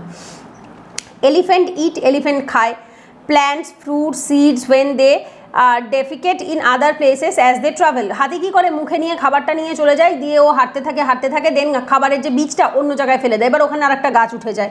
তো বলছে তারা কি করে? গাছ, ফ্রুট, সিডস এগুলো খায়, খেয়ে তারা যখন ট্রাভেল করে তখন তারা সেইখানে এদিক ওদিক ছড়িয়ে ফেলে, যার থেকে কি হয়? Elephant dung provide nourishment to plants and animals and act as a breeding ground for insect. এলিফেন্টের যে পটিটা হয় সেই পটিটা কি করে থাকে? ব্রিডিং গ্রাউন্ড হয়ে থাকে ইনসেক্টের জন্য, ওখানে অনেক পরিমাণ পোকামাকড়, ইনসেক্টরা জন্ম নেয়। ইন টাইম অফ ড্রট, যখন হয় শুষ্কতা থাকে, ড্রট আসে, খরা আসে, they access water by digging holes which benefits other wildlife. বলছে যখন খরা থাকে দে অ্যাক্সেস ওয়াটার, তারা জল খাওয়ার জন্য কি করে? মাটি ক্ষয় করে, ডিগ করে, ঠিক আছে, ডিগিং করে মাটি খুঁড়ে। Which benefits other wild life animal, এবং যেটা কিনা আরও বন্য প্রাণীদের জল খেতে বা আদার্স সেখানে শেল্টার নিতে তাদেরকে হেল্প করে থাকে। So elephant is like a keystone species যেটা বাকিদেরকে হেল্প করে। এটা এই সেম কাইন্ড অফ প্যাসেজ এর আগেও আমরা 2021 সালের বা 22 সালের কোশ্চেনে আমরা অলরেডি করে এসেছি। দেখো সেম কাইন্ড অফ, শুধু অন্য একটা অ্যানিমাল ছিল বোধহয়। কোশ্চেন কি বলছে? Which one of the following statement best reflect the most logical and rational inference that can be drawn from the passage? Option A, the home range of elephant need to be vast area of rich biodiversity. Elephants are the keystone species and they benefit the biodiversity. Rich biodiversity cannot be maintained in the forest without the presence of elephant. The elephants are capable of regenerating forest with the species as per the requirement. বলো, এটা খুব easy. এটা খুবই সহজ answer. কি হবে? B, তাই তো? এছাড়া আর কিছু নেই, because elephant is a keystone species, যারা কিনা পুরো সেখানকার বায়োডাইভার্সিটিকে, জৈব বৈচিত্র্যতাকে হেল্প করে থাকে। সি আর ডি তো এমনিই হবে না, আর এও হবে না, একমাত্র অপশান বি রয়েছে অ্যান্সার। তো যখন এরকম পার্টিকুলারলি, প্রথমত এটা এনভায়রনমেন্টের নলেজ থাকলে এমনিই পারবে। এনভায়রনমেন্টের নলেজে যে কোন অ্যানিমেলকে কি বলা হয়ে থাকে সেখানেও রয়েছে elephant is a keystone species, আর কিস্টোন স্পিসিস এর আগেও আমি ক্লাসে তোমাদের বুঝিয়েছিলাম। আচ্ছা, পরের প্যাসেজ কি বলছে? The emissions humans put into the atmosphere now will affect the climate in the middle of the century and onwards. বলছে মানুষ কি যে পরিমাণ এমিশন মানে যে ধোঁয়া নির্গত করে ইনটু দ্য অ্যাটমসফিয়ার, পরিবেশে, now will affect the climate in the middle of the century onwards. Middle of the century মানে হচ্ছে মোটামুটি 50, মানে 2050 সালের পরে, ঠিক আছে? তো 2000 atmosphere and affect the climate in the middle of the century, মানে 2050 সালের পর থেকে ক্লাইমেট কী করবে, আরও অ্যাফেক্ট করতে শুরু করবে বা ক্ষতি করতে শুরু করবে। Technological change meanwhile could make a future transition away from the fossil fuel cheap or it might not, leaving the world with a terrible choice between sharply reducing emissions at huge cost or suffering through the effects of unabated warming.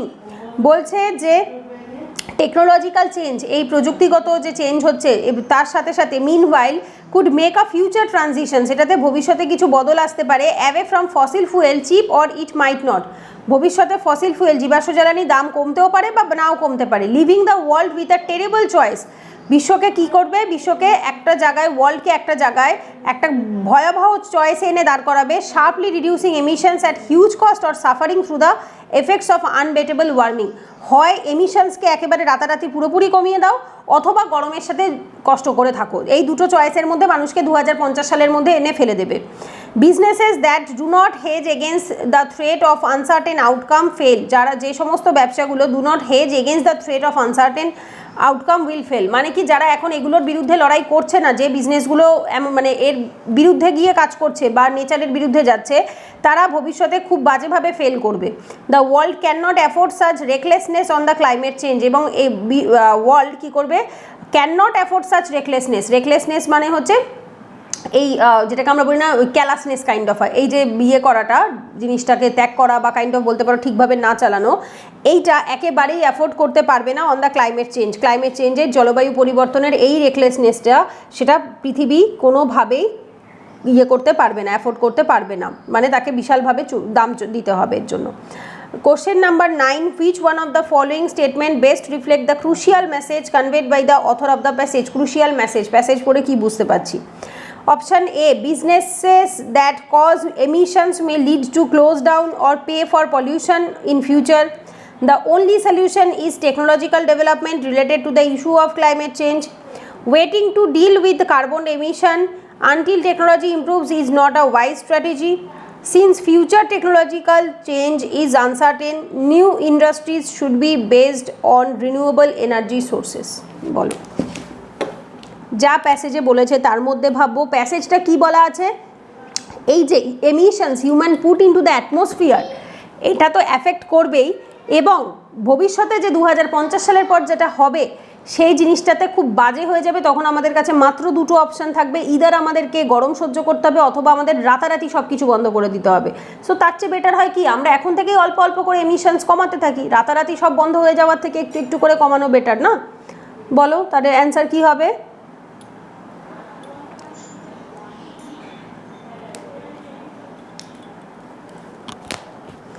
এবং টেকনোলজিক্যালের কথাও যদি আমরা বলি এখানে, যে technological change meanwhile could make a future transition, ভবিষ্যতেও technological change future transitions করবে, but এই মোমেন্টে তো নয়। তাহলে কি হবে? দেখো এই রকম ভাইবস, এই ভাইবস কোন প্যাসেজটা, মানে কোন অপশানে পাচ্ছ?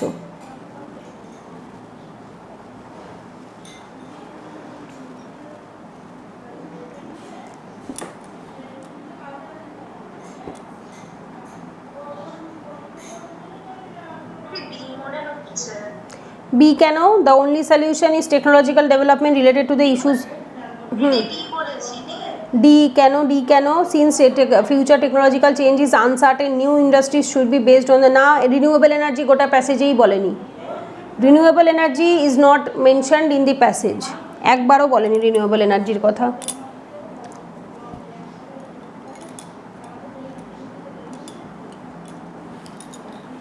ভালো করে এসেন্সটা বোঝো, প্যাসেজটার এসেন্সটা কি।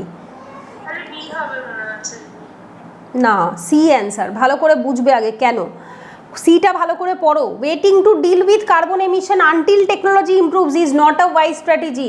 কবে গিয়ে টেকনোলজি আসবে যে সেইভাবে আমরা কার্বনকে এমিশনটাকে কন্ট্রোল করতে পারবো, সেই রকম টেকনোলজি তৈরি হতে সময় লাগবে, সেইটা অবধি অপেক্ষা করা কোনো বুদ্ধিমানের কাজ নয়। তার মানে এখন থেকেই কিছু করো। এই যে বারবার টার্মটা মেনশন করছে না যে এটা হতে 2050 সালের বেশি, ততদিনে তোমাদের কাছে খুব অবস্থা খারাপ হয়ে যাবে এবং দুটো অপশান, দুটো চয়েস থাকবে।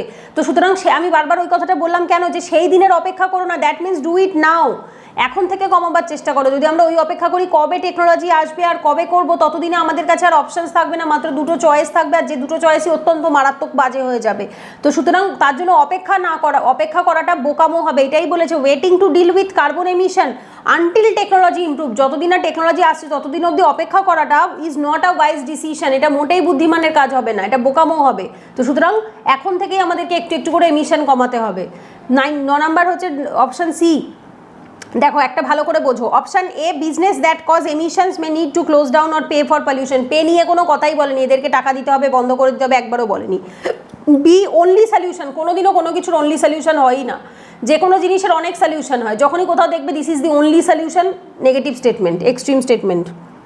Only solution in technological development না, টেকনোলজি ডেভেলপ করলেই অনলি সলিউশন হয়ে যাবে। টেকনোলজি আসলো, বাট তারপরে কি হবে? এই যে যতদিন না টেকনোলজি আসছে ততদিন বসে থাকবো, আর ততদিনে তো ক্লাইমেট চেঞ্জ আরও হতে থাকবে, গ্লোবাল ওয়ার্মিং বাড়তে থাকবে।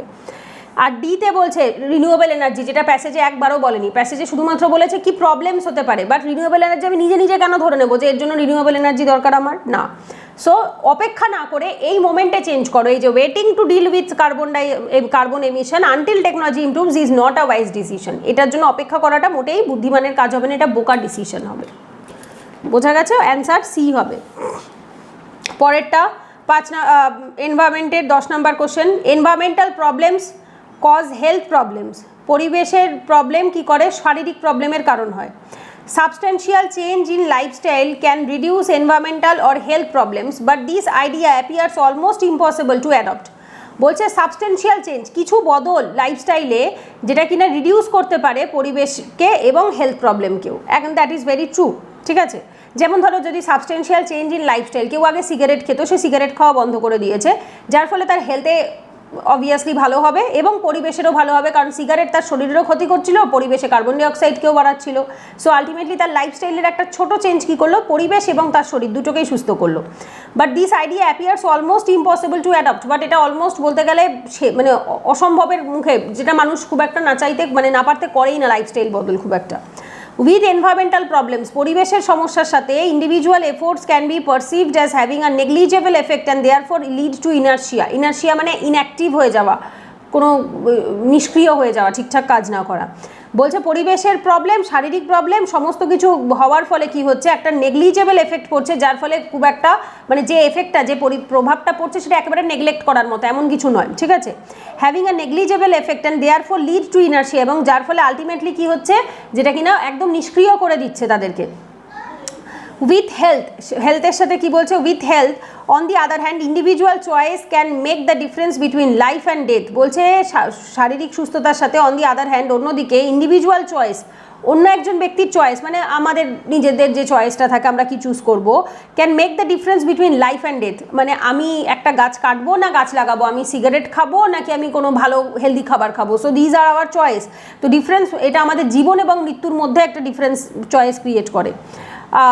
চয়েস লিটারারি, এক সেকেন্ড, হ্যাঁ choice literally, and yet barring a few there seems to be the same collective lethargy towards making their choices. এবং বারিং আ ফিউ মানে কিছু মানুষকে বাদ দিয়ে, বারিং আ ফিউ কিছু মানুষকে বাদ দিয়ে, there seems to be the same collective lethargy, এবং বেশিরভাগ 80% মানুষের ক্ষেত্রেই দেখা যায় যে তারা ভীষণভাবে মানে অলস লেথার্জিক থাকে। কোন দিকে? কখন তারা মানে কি চুজ করবে। মানে আমারই এক ক্লোজ বন্ধু আছে, যে যাকে জিজ্ঞেস করা হয়, যদি জিজ্ঞেস করা হয় তোমার হোয়াট ইজ ইউর ফেভারিট কাজ, তো বলা হয় ল্যাদ খেয়ে শুয়ে থাকা, তো ওটাই হচ্ছে নাকি তার ফেভারিট কাজ। তো এইটা হচ্ছে, এরকম ধরনের মানুষ 80% পপুলেশনস বা 70% পপুলেশনই তাই, যে যারা তাদের ভালো চয়েসটা মোটে নিতে চায় না এবং ভীষণ লেথার্জিক থাকে তাদের good actions good choice adopt করার ক্ষেত্রে। তো এটাই বলেছে যে আমাদের চয়েস ম্যাটার্স আ লট, যেটা কিনা আমাদের লাইফস্টাইলে চেঞ্জেস আনবে এবং যে লাইফস্টাইল চেঞ্জ আমাদের হেলথ এবং পরিবেশ দুটোকেই উপকার দিয়ে থাকবে। কোশ্চেন কি বলছে, which one of the following statement best implies the most rational assumptions. ফোনটা কেটে গেছিল, মানে কলে ছিল বলে এটা অফ হয়ে গেছিল। বলো। বলছি কোন প্যাসেজটা পড়ালে আমরা একটা কলে চলে। ও আচ্ছা আচ্ছা, 10 নাম্বার কোশ্চেন প্যাসেজ পড়ানো হয়ে গেছে। 10 নাম্বার কোশ্চেনের environmental problem cause health problem, ওটা 10 নাম্বার কোশ্চেনটা হচ্ছে। We are likely to spend more money on cure than prevention.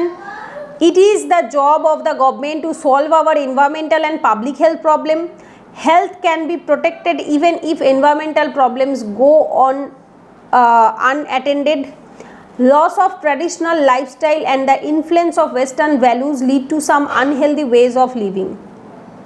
কোনটা কোনটা হবে না আগে খোঁজো দেখি, যেগুলো হবে না অ্যান্সারে পরে আসবে, যেটা বাদ দেওয়া যাবে। বলো কোনটা বাদ দেওয়া যাবে? বি বাদ দেওয়া যাবে, এ বাদ দেওয়া যাবে,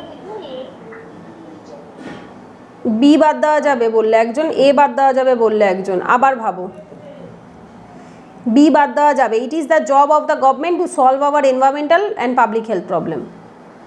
সবার আগে ভাবো যে কোনগুলো সবচেয়ে বেকার।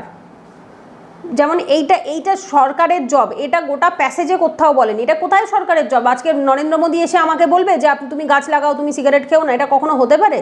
এটা সব থেকে ইমপ্র্যাকটিক্যাল। গভর্নমেন্টের জব কোনোদিনও নয়। গভর্নমেন্ট থোড়ি দেশের 142 কোটি জনসংখ্যা, সরকার তো মাত্র ওই 75 জন ক্যাবিনেট মিনিস্টারকে বলা হয়ে থাকে সরকার, আর বাকি 142 কোটি জনসংখ্যা কি? এটা সাধারণ মানুষ, তাদের চয়েস।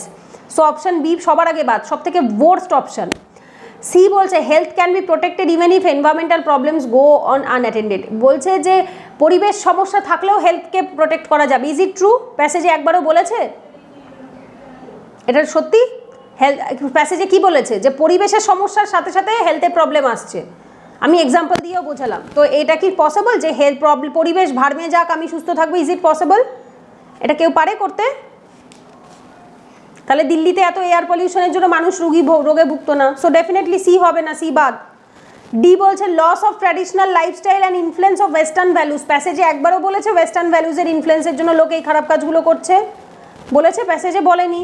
ওয়েস্টার্ন ভ্যালুজের কথা একবারও বলেনি। আমাদের দেশের নিজেদের ভারতীয় লোকেরাই ওয়েস্টার্ন ভ্যালুজ ছাড়াই অনেক খারাপ জিনিস করে। তো সুতরাং এই গাছ কাটা কি ওয়েস্টার্ন ভ্যালুজ শিখিয়ে দিয়ে গেছে? না। So loss of traditional lifestyle, influence of western value lead to some unhealthy ways of living. প্যাসেজে এই নিয়ে কিছু বলেইনি। Option A would be the only answer. Option A কেন আমি বাদ দিতে যাব? We are likely to spend more money on the cure than the prevention. আমি এই কথাটাই আমার অন্যান্য ভিডিওতেও হাজারবার এই কথাটা বলেছি, prevention is always better than cure. জিনিসটা ঘটার আগেই জিনিসটাকে আটকে দাও, ঘটতেই দিও না। লাইক কোভিডের সময় আমাদেরকে যাদের হয়ে গেছে তাদের ট্রিটমেন্ট চলতো, বাট যাদের হয়নি তাদের ভ্যাকসিন দেওয়া হতো, N95 মাস্ক পরতে বলা হতো, কিট পরতে বলা হতো, স্যানিটাইজ দিতে বলা হতো। বিকজ কেন? যাতে তারা কিওরের ওপরে খরচ না করে প্রিভেনশনের ওপর খরচ করে। তো প্যাসেজটা পড়ে কি বুঝতে পারলে? যে মানুষ আগে ঠিক লাইফস্টাইলটাকে বদলায় না। লাইফস্টাইলটা না বদলাবার ফলে যে শরীরে যে রোগটা আসে, পরিবেশের যে ক্ষতিটা আসে, তখন তারা ভাবে কিভাবে কার্বন ডাইঅক্সাইডকে কমানো যায়, তখন তারা ভাবে কিভাবে হার্টের সার্জারি করা যায়, তখন তারা ভাবে ফুসফুসের কিভাবে সার্জারি করা যায়। দুনিয়ার শরীরের মধ্যে রোগ, পরিবেশের মধ্যে রোগ নিয়ে ঘটনাটা ঘটে যাওয়ার পরে ভাবে, আগে ভাবে না। তো প্যাসেজটা পড়ে তো এই ফিলিংসটাই আসলো না যে আমরা অ্যাকচুয়ালি কী করি। আমরা আমাদের হেলথের ওপরে এমফাসাইজ করি না, পরিবেশের ওপরে এমফাসাইজ করি না যখন সেটা ভালো থাকে।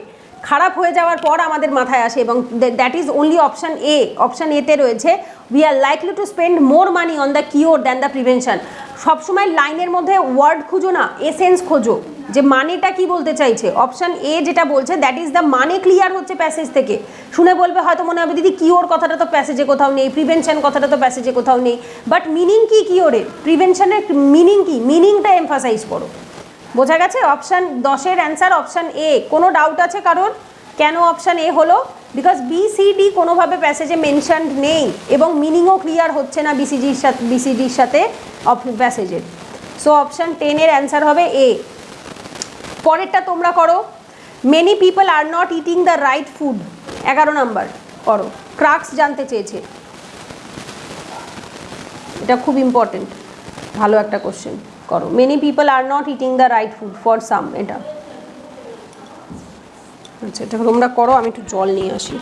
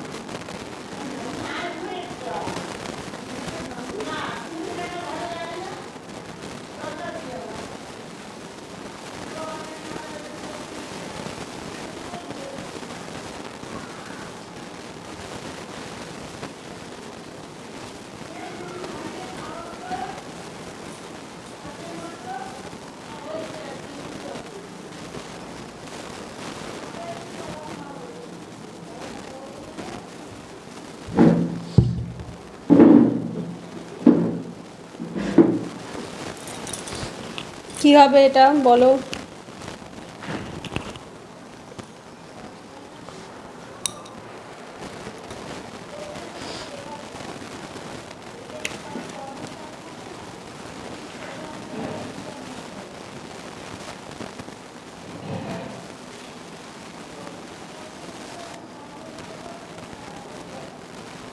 দিদি বি মনে হচ্ছে। বি। বাকিদের? Many people are not eating the right food. For some, it is simply a decision to stick with food they enjoy but which is not too healthy. This is leading to an increase in the non-communicable disease. Non-communicable disease কি বলো তো জানো? Non-communicable disease কোনগুলোকে বলে? NCD,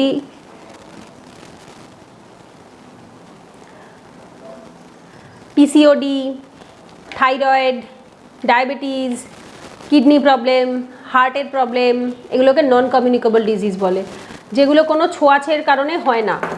আর communicable disease কোনগুলো? সর্দি ঠান্ডা লাগা, flu, তারপর ইনফ্লুয়েঞ্জা, তারপরে হচ্ছে কুষ্ঠ, প্লেগ, গুটি বসন্ত, জল বসন্ত, তারপরে আর কি কি আছে, পক্স, হাম, মামস, এগুলোকে কমিউনিকেবল, কোভিড, এগুলোকে কমিউনিকেবল ডিজিজ বলে, যেগুলো ছোঁয়াছুঁয়ির মাধ্যমে বেড়ে যায়। আর নন কমিউনিকেবল ডিজিজগুলো হয়ে থাকে লাইফস্টাইল এবং ভালো খাবার না খাওয়ার ফলে, লাইফস্টাইল ডিজিজ হয়ে থাকে। This in turn leads to major burden on our healthcare system that have the potential to derail the economic progress which is essential for the poor to improve their lives for others.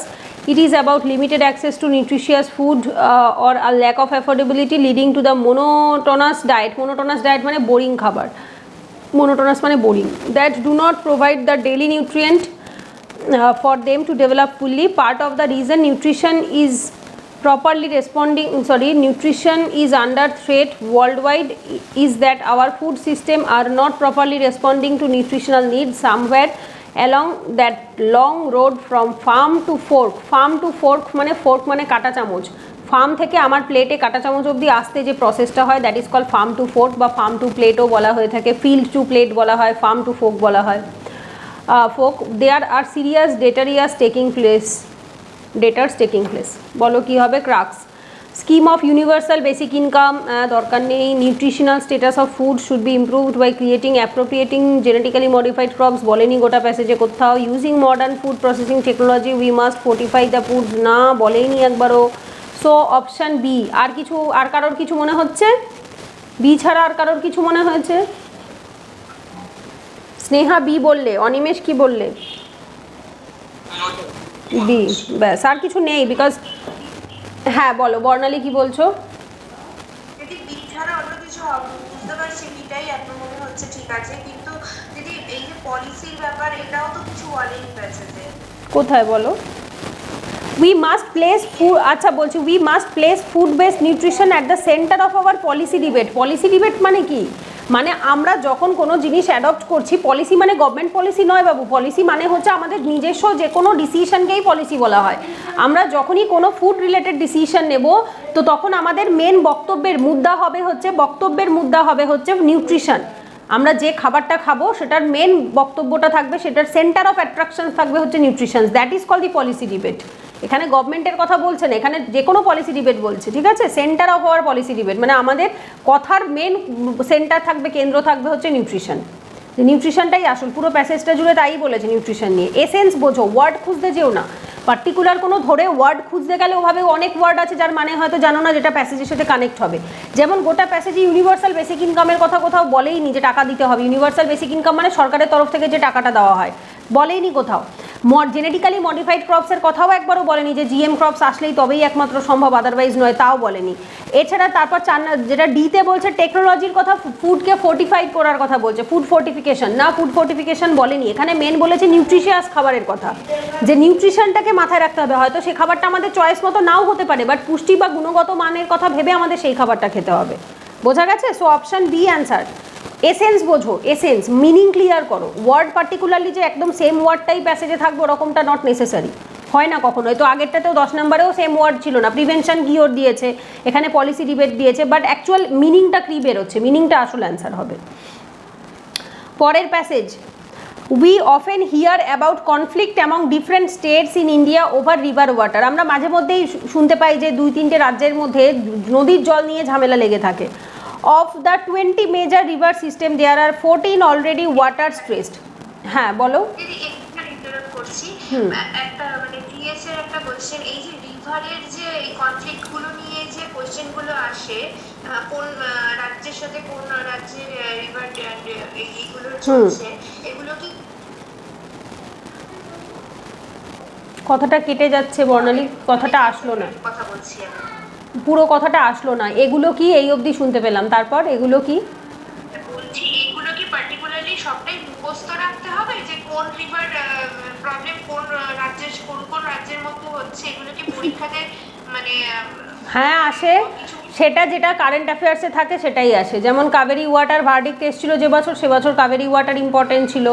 যে বছর Mahanadi verdict এসছে, মহানদী ছিল। সব রিভারেরকে নিয়ে problem হয় না, কাবেরী, মহানদী, কৃষ্ণা, ইন্দাস, এরকম কিছু নদী আছে যেগুলোকে নিয়ে প্রবলেম আছে। তো যে পার্টিকুলার টোটাল 5টা কি 6টা নদী আছে যে নদীগুলো নিয়ে ইস্যুস রয়েছে, শুধুমাত্র সেই নদীগুলোরই ভার্ডিক্টগুলো মনে রাখতে হয়, যেটা কারেন্ট অ্যাফেয়ার্সে থাকে এবং সেটা অলরেডি জিওগ্রাফি বইয়েও থাকবে, পলিটিতেও থাকবে, সব জায়গাতে ওভারল্যাপিং টপিক হয়। এটা ওয়াটার রিভার যে প্রবলেমটা, এটা একটা ওভারল্যাপিং টপিক। এটা ইকোনমিতে, জিওগ্রাফিতে, এনভায়রনমেন্টে, তারপরে হচ্ছে অন্যান্য আইআর ইন্টারন্যাশনাল যে জিএস পেপার 2 এর যে সিলেবাসটা, ওর ভেতরে অনেক জায়গাতেই থাকে। তো ওটা ওখান থেকেই মুখস্থ হয়ে যাবে, ওটা কারেন্ট অ্যাফেয়ার্স থেকেই মুখস্থ হয়ে যায়, অসুবিধা হবে না। ওটা সব নদীরটা নয়, 5-6টা নদী আছে যেটা মনে রাখতে হয়। এখানে বলছে 20 মেজর রিভার সিস্টেমের মধ্যে 14 আর অলরেডি ওয়াটার স্টেটস। বলছে 20টার মধ্যে 20টা বড় নদী আছে যার ভেতর 14টাতেই ওয়াটার স্ট্রেস রয়েছে, মানে জলের ঘাটতি রয়েছে 14টাতে। 75% of the population lives in water stress region. 75% মানুষ ওয়াটার স্ট্রেস রিজিয়নেই থাকে, যেখানে জলের অভাব রয়েছে। আর third of whom live in the water scarce area, এবং যার মধ্যে থার্ড বেশি মানে 3 ভাগের লোক রয়েছে যারা কোথায় থাকে, ওয়াটার স্কার্স এরিয়াতে থাকে, মানে যেখানে জলের একদমই অভাব দেখা যায়। স্ট্রেস মানে হচ্ছে অভাব আছে বাট কোনো রকম চালিয়ে নেওয়া যাচ্ছে, স্কার্স মানে হচ্ছে পুরোপুরি অভাব। এক সেকেন্ড একটু ওয়েট করো তো। কি ব্যাপার মা, কি ব্যাপার এত চিন্তা করছো কে? না তুমি কি করছো? আমি তো কোনো আমি ক্লাস করাচ্ছি, বুঝতে পারছো না তোমরা? আমি ফ্রেন্ড অফ দিই তুমি এদিকে আমার সাউন্ড অসুবিধা না, আমার একটা কথা পছন্দ হয় না। তুমি কথা বলবে না।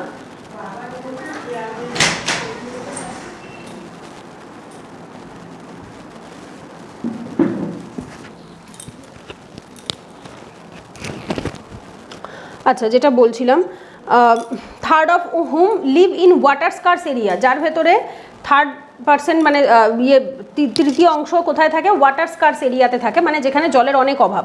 Climate change, the demand of rising population and the need for agriculture to keep pace and increased rate of urbanisations and industrialisations with exaggerate water stress. বলছে জলবায়ু পরিবর্তন এবং পপুলেশন দিনকে দিন বেড়ে যাওয়া, এগ্রিকালচারের ওপর বেশি নির্ভর হয়ে থাকা এবং ইনক্রিজড রেট অফ আরবানাইজেশন, শহরীকরণ বেড়ে যাচ্ছে, ইন্ডাস্ট্রিয়ালাইজেশন শিল্পায়ন বেড়ে যাচ্ছে, এই সমস্ত কিছুই কি করছে, জলের ওপরে স্ট্রেস দিচ্ছে বা চাপ দিচ্ছে। According to the constitution of India, ভারতের সংবিধান অনুসারে water is a state subject and not that of the union.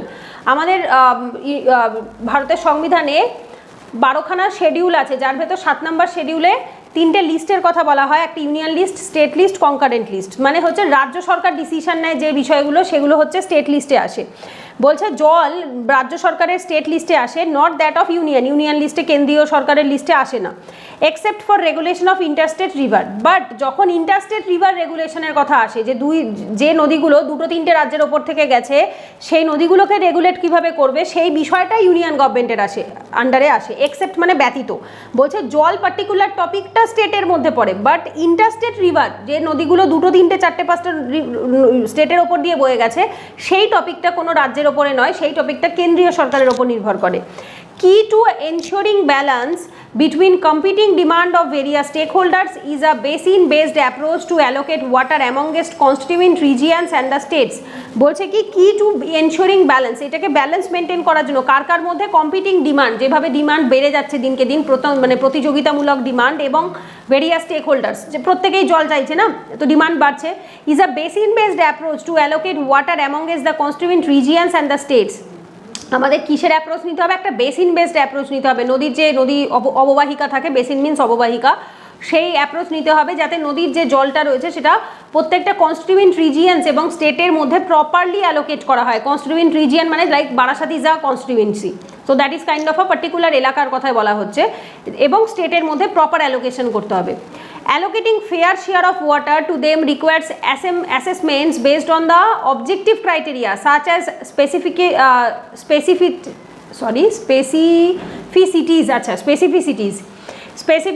of the river basin, size of dependent population, existing water use and demand, efficiency of use, projected future use, etc., while ensuring the environmental needs of the river and aquifers. বলছে কি allocating fair share of water to the require assessment, মানে সঠিকভাবে fairly share করতে হবে জলটাকে, কিভাবে কি প্রয়োজন আছে তার জন্য রিকোয়ার অ্যাসেসমেন্ট, প্রপার এক্সামিনেশন করতে হবে, অ্যাসেসমেন্ট করা, পরীক্ষা নিরীক্ষা করা, based on the objective criteria, কিছু কিছু বিষয়ের উপর নির্ভর করে আমাদের এক্সামগুলোকে অ্যাসেস করতে হবে বিষয়টাকে। কি কি স্পেসিফিসিটিস অফ রিভার বেসিন, কোথায় কোথায় রিভার বেসিন, নদীর অববাহিকা বা নদীর বেসটা কোথায় কোথায় রয়েছে, সাইজ অফ ডিপেন্ডেন্ট পপুলেশন, কোন রাজ্যে কত বেশি পপুলেশন রয়েছে, existing water use and demand, কোথায় কতটা নদীর জল ব্যবহার হচ্ছে এবং তার ডিমান্ড কতটা রয়েছে, এফিসিয়েন্সি অফ ইউজ, কতটা ভালো কাজে লাগছে, জলটা অনেক অপচয় হচ্ছে না তো, প্রজেক্টেড ফিউচার ইউজ, ভবিষ্যতে কতটা নদীর জল কাজে লাগতে পারে সেই এলাকায়, while ensuring the environmental needs of the river and aquifers, এবং ওই পার্টিকুলার নদী বা অ্যাকুইফার মানে হচ্ছে জলাশয়, ছোটোখাটো যে জলাশয় বা ঝিল হয়, সেই ঝিলগুলোকেও অ্যাকুইফার বলা হয়, সেখানকার পরিবেশের যে নিডটা রয়েছে, পরিবেশের যে প্রাকৃতিক যে নিড রয়েছে সেটা, এই বিষয়গুলোকে মাথায় রেখে তারপর আমাদের নদীর জলকে অ্যালোকেট করতে হবে। র্যান্ডামলি অ্যালোকেট করলে হবে না যে হ্যাঁ এতটা তোমার অমুক স্টেটের ওপর থেকে এই নদীটা বেশি বয়ে গেছে তো সুতরাং এরা বেশি পাবে না, হতে পারে সেই এলাকায় লোক কম, হতে পারে সেই এলাকায় ইন্ডাস্ট্রি সেরকম নেই, হয়তো আরেকটা স্টেট থেকে হয়তো নদীটা গেছে কম, বাট সেখানে পপুলেশন বেশি, সেখানে হয়তো কোনো বড় বড় প্রজেক্ট শিল্প তৈরি হচ্ছে, তো সুতরাং সেইগুলো মাথায় রেখে আমাদের জলটাকে ডিভাইড করতে হবে, অ্যালোকেট করতে হবে।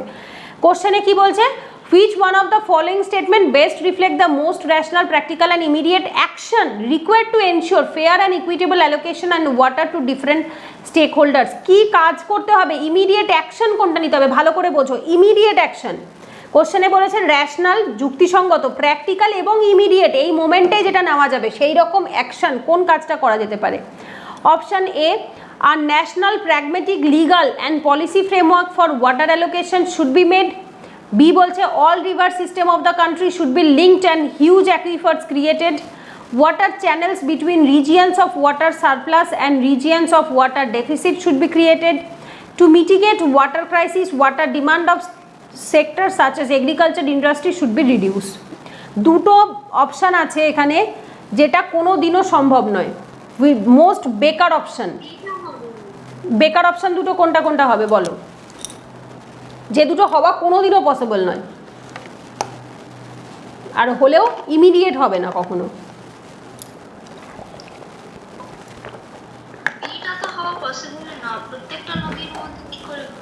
আচ্ছা, বি হওয়া পসিবল নয়, বি বাদ। আর কোনটা? ডি, এগ্রিকালচার আর ইন্ডাস্ট্রি রিডিউস করে দিতে হবে, ঠিক। বি আর ডি সব থেকে বেকার, রইল আমার হাতে এ আর সি। এইবার কোনটা ইমিডিয়েট করা সম্ভব পড়ো ভালো করে, ইমিডিয়েট কোনটা বললাম আর করে ফেললাম, 5 দিন, 1 মাস। 1 মাস ইমিডিয়েট বলতে মোটামুটি 1 মাস। এইবার বলো, সি এ আগে 1 মাসের মধ্যে সম্ভব না সি আগে 1 মাসের মধ্যে সম্ভব? সি। আর একটু ভাবো, ভালো করে পড়ো আগে, দুটো এ আর সি অপশান দুটো ভালো করে পড়ো।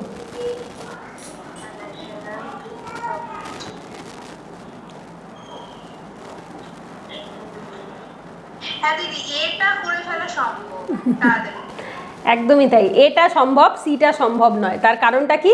Water channel between region of water surplus and water deficit, যে এলাকায় জল বেশি আছে যে এলাকায় জল কম আছে তাদের মধ্যে চ্যানেল তৈরি করতে গেলেও মিনিমাম 2 থেকে 3 বছরের সময় লাগবে, এতটা এলাকা, এত বড় ভারতবর্ষে। বাট একটা পলিসি তৈরি করা যেটা ইমিডিয়েট সম্ভব, আর national pragmatic legal policy framework for water allocation should be made. এটা রাতারাতি একদিন চাইলে বা 2 দিনের মধ্যে পার্লামেন্টে একটা বিল তুলে পাস করিয়ে একটা পলিসি তৈরি করা যায়, বাট চ্যানেল তৈরি করা রাতারাতি সম্ভব না। ওই জন্য কোশ্চেন ভালো করে পড়তে হবে, ইমিডিয়েট অ্যাকশন বলেছে যেটা তুমি ইমিডিয়েটলি নিতে পারবে। আদারওয়াইজ দেখে মনে হবে দিদি এগুলো তো সবই করা যায়, বাট সবগুলো ইমিডিয়েট নয়। ইমিডিয়েট একমাত্র অপশান এ করা যাবে, বোঝা গেছে? 12 হচ্ছে অপশান এ। নাও পরের প্যাসেজটা তোমরা করো, ছোট প্যাসেজ আছে। More than half of Indian women and almost a quarter of Indian men, এইটা ইমপ্লাইড জানতে চেয়েছি, implications, what is implied by the passage. অ্যানিমিয়ার ওপরে দেখেছো বেশিরভাগটাই ফুড, হেলথ, ক্লাইমেট চেঞ্জ, পরিবেশ, শরীর, নিউট্রিশন, এই related, because these are the concerning issue. মারাত্মকভাবে এই মোমেন্টে দাঁড়িয়ে এটা ভীষণভাবে কনসার্নিং ইস্যু।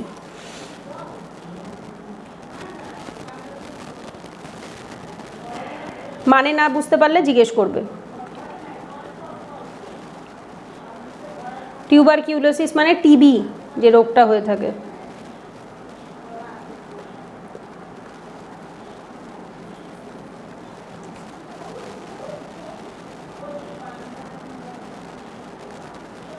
অ্যানিমিয়া, রক্তাল্পতা।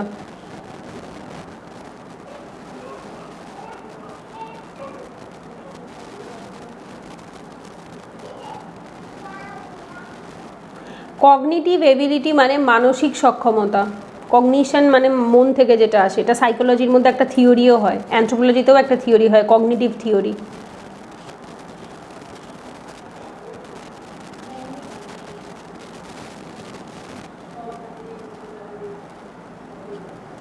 ম্যালনারিশড, অপুষ্ট।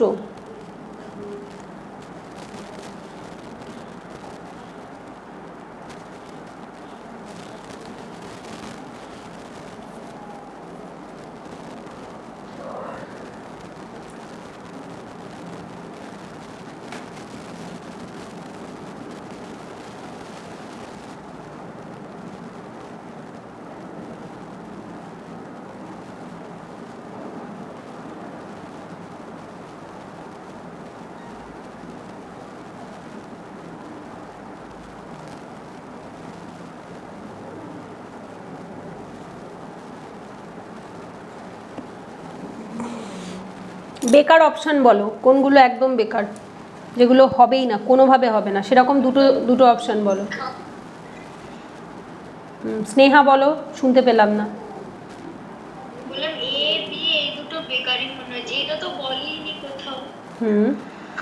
বিটাও বলেনি কোথাও, বিটাও বেকার মনে হচ্ছে। অনিমেষ কি বলছিলে?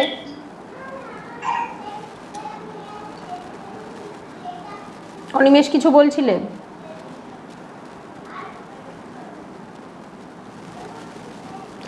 এইবার সিটা পড়ো তো সবাই, স্নেহা সি পড়ো, এ আর বি তো বাদ দিয়ে দিয়েছো, সিটা পড়ো তো ভালো করে। সিটাও মনে হচ্ছে, এটাই মনে হচ্ছে, আমি বলতে চাচ্ছি না, সি মনে হচ্ছে যে মানে অ্যানসার মনে হচ্ছে এটা। সি অ্যান্সার মনে হচ্ছে? ভালো করে পড়ো, ভালো করে, ওয়ার্ড খেয়াল করছো না তাহলে। সিটা যদি অ্যান্সার মনে হয়ে থাকে তাহলে ভালো করে পড়ো আবার। For economic development, health and nutrition of only skilled workers need special attention. কেন গো, আনস্কিল্ডরা কি দোষ করলো? শুধুমাত্র স্কিল্ড ওয়ার্কার যারা তাদেরকেই তাদের হেলথ অ্যান্ড নিউট্রিশন নিয়ে ভাববো, আর যারা আনস্কিল্ড তাদেরকে ভাববো না? তারা মানুষ না? ওই জন্য বারবার বললাম যে সিটা পড়ো, সিটা তো আর সবচেয়ে বেকার। যদি এ আর বি বেকার হয় তাহলে সি হচ্ছে সবার আগে বাদ হয়ে যাবে। তাহলে অ্যান্সার কি থাকলো? ডি ছাড়া আর কিছু নেই। For rapid economic growth as envisaged by us, attention should be paid to health and nutrition of the people. যদি আমাদের র্যাপিড অর্থনৈতিক উন্নতি করতে হয় তাহলে আমাদেরকে হেলথ এবং নিউট্রিশন, শরীর এবং পুষ্টির দিকে নজর রাখতে হবে। অফ দ্য পিপল, সব মানুষের, কোনো পার্টিকুলার একটা সেকশনের জন্য নয়। বোঝা গেছে? So A B C easily বাদ হয়ে যায়, কারণ অপশানগুলোই বেকার অপশান দিয়েছিল। পরের প্যাসেজটা, in India majority of farmer. এইটার আগে কোশ্চেনটা পড়ো তো, দেখো তো কোশ্চেন পড়ে কি বাদ দেওয়া যায়। Which one of the following statement best reflect the most logical and rational message conveyed by the author of the passage? Option A, adaptation to climate change and mitigation response are basically the responsibility of the government. হতেই পারে, basically বলেছে, only গভর্নমেন্টের responsibility একবারও বলেনি। আমি এটাকে কাটছি না, একটু অপেক্ষা করব। বিতে বলছে climate change causes a change in the government policy regarding land use pattern in the country. হতেও পারে, করে, এটা নেগেটিভ কিছু পাচ্ছি না। সিতে বলছে risk perceptions of farmers are important for motivating them for taking adaptation decision. হতেই পারে, প্যাসেজে কি আছে আমি জানি না, নেগেটিভ কিছু নেই। Since mitigation is not possible, government should come up with policy for quick response to climate change. এটা impossible, because mitigation is not possible কথাটা ইটসেলফ নেগেটিভ। মিটিগেশন মানে কমানো, কে বলেছে কমানো পসিবল নয়? কমানো পসিবল নয়, কথাটা কে বলেছে? ক্লাইমেট চেঞ্জ কমানো যায়? তাহলে এই যে since mitigation is not possible, government should come up with policy for the quick response to climate change, না, অপশন ডি বাদ। এইবার আমি প্যাসেজ এখনও পড়িনি। দেখো, এ বলছে ক্লাইমেট চেঞ্জের অ্যাডাপ্টেশনের বিষয়ে কিছু, সেটা গভর্নমেন্টের দায়িত্ব। বি বলছে ক্লাইমেট চেঞ্জের ফলে ল্যান্ড ইউজ বদলে যাচ্ছে। আর সি বলছে ফার্মারদের যে রিস্ক পারসেপশন, চাষিরা যে বিপদের মুখে পড়বে সেটা important for motivating them for taking adaptation decision. এইবার চাষি রিলেটেড আছে না সরকারের ওপর দায় চাপাবার রয়েছে, নাকি হচ্ছে জমির প্যাটার্ন বদলাবার রয়েছে? তিন ধরনের। প্যাসেজ একবার পড়ো, অ্যান্সার পেয়ে যাবে। In India, majority of farmers are marginalized and small, less educated and possess low adaptive capability to climate change, perhaps because of credit and other constraint. আমি হলে তো আর পড়বই না, আমি অ্যান্সার পেয়ে গেছি, তোমরা হলে আরেকটু পড়বে। তাহলে অ্যান্সার কি হবে?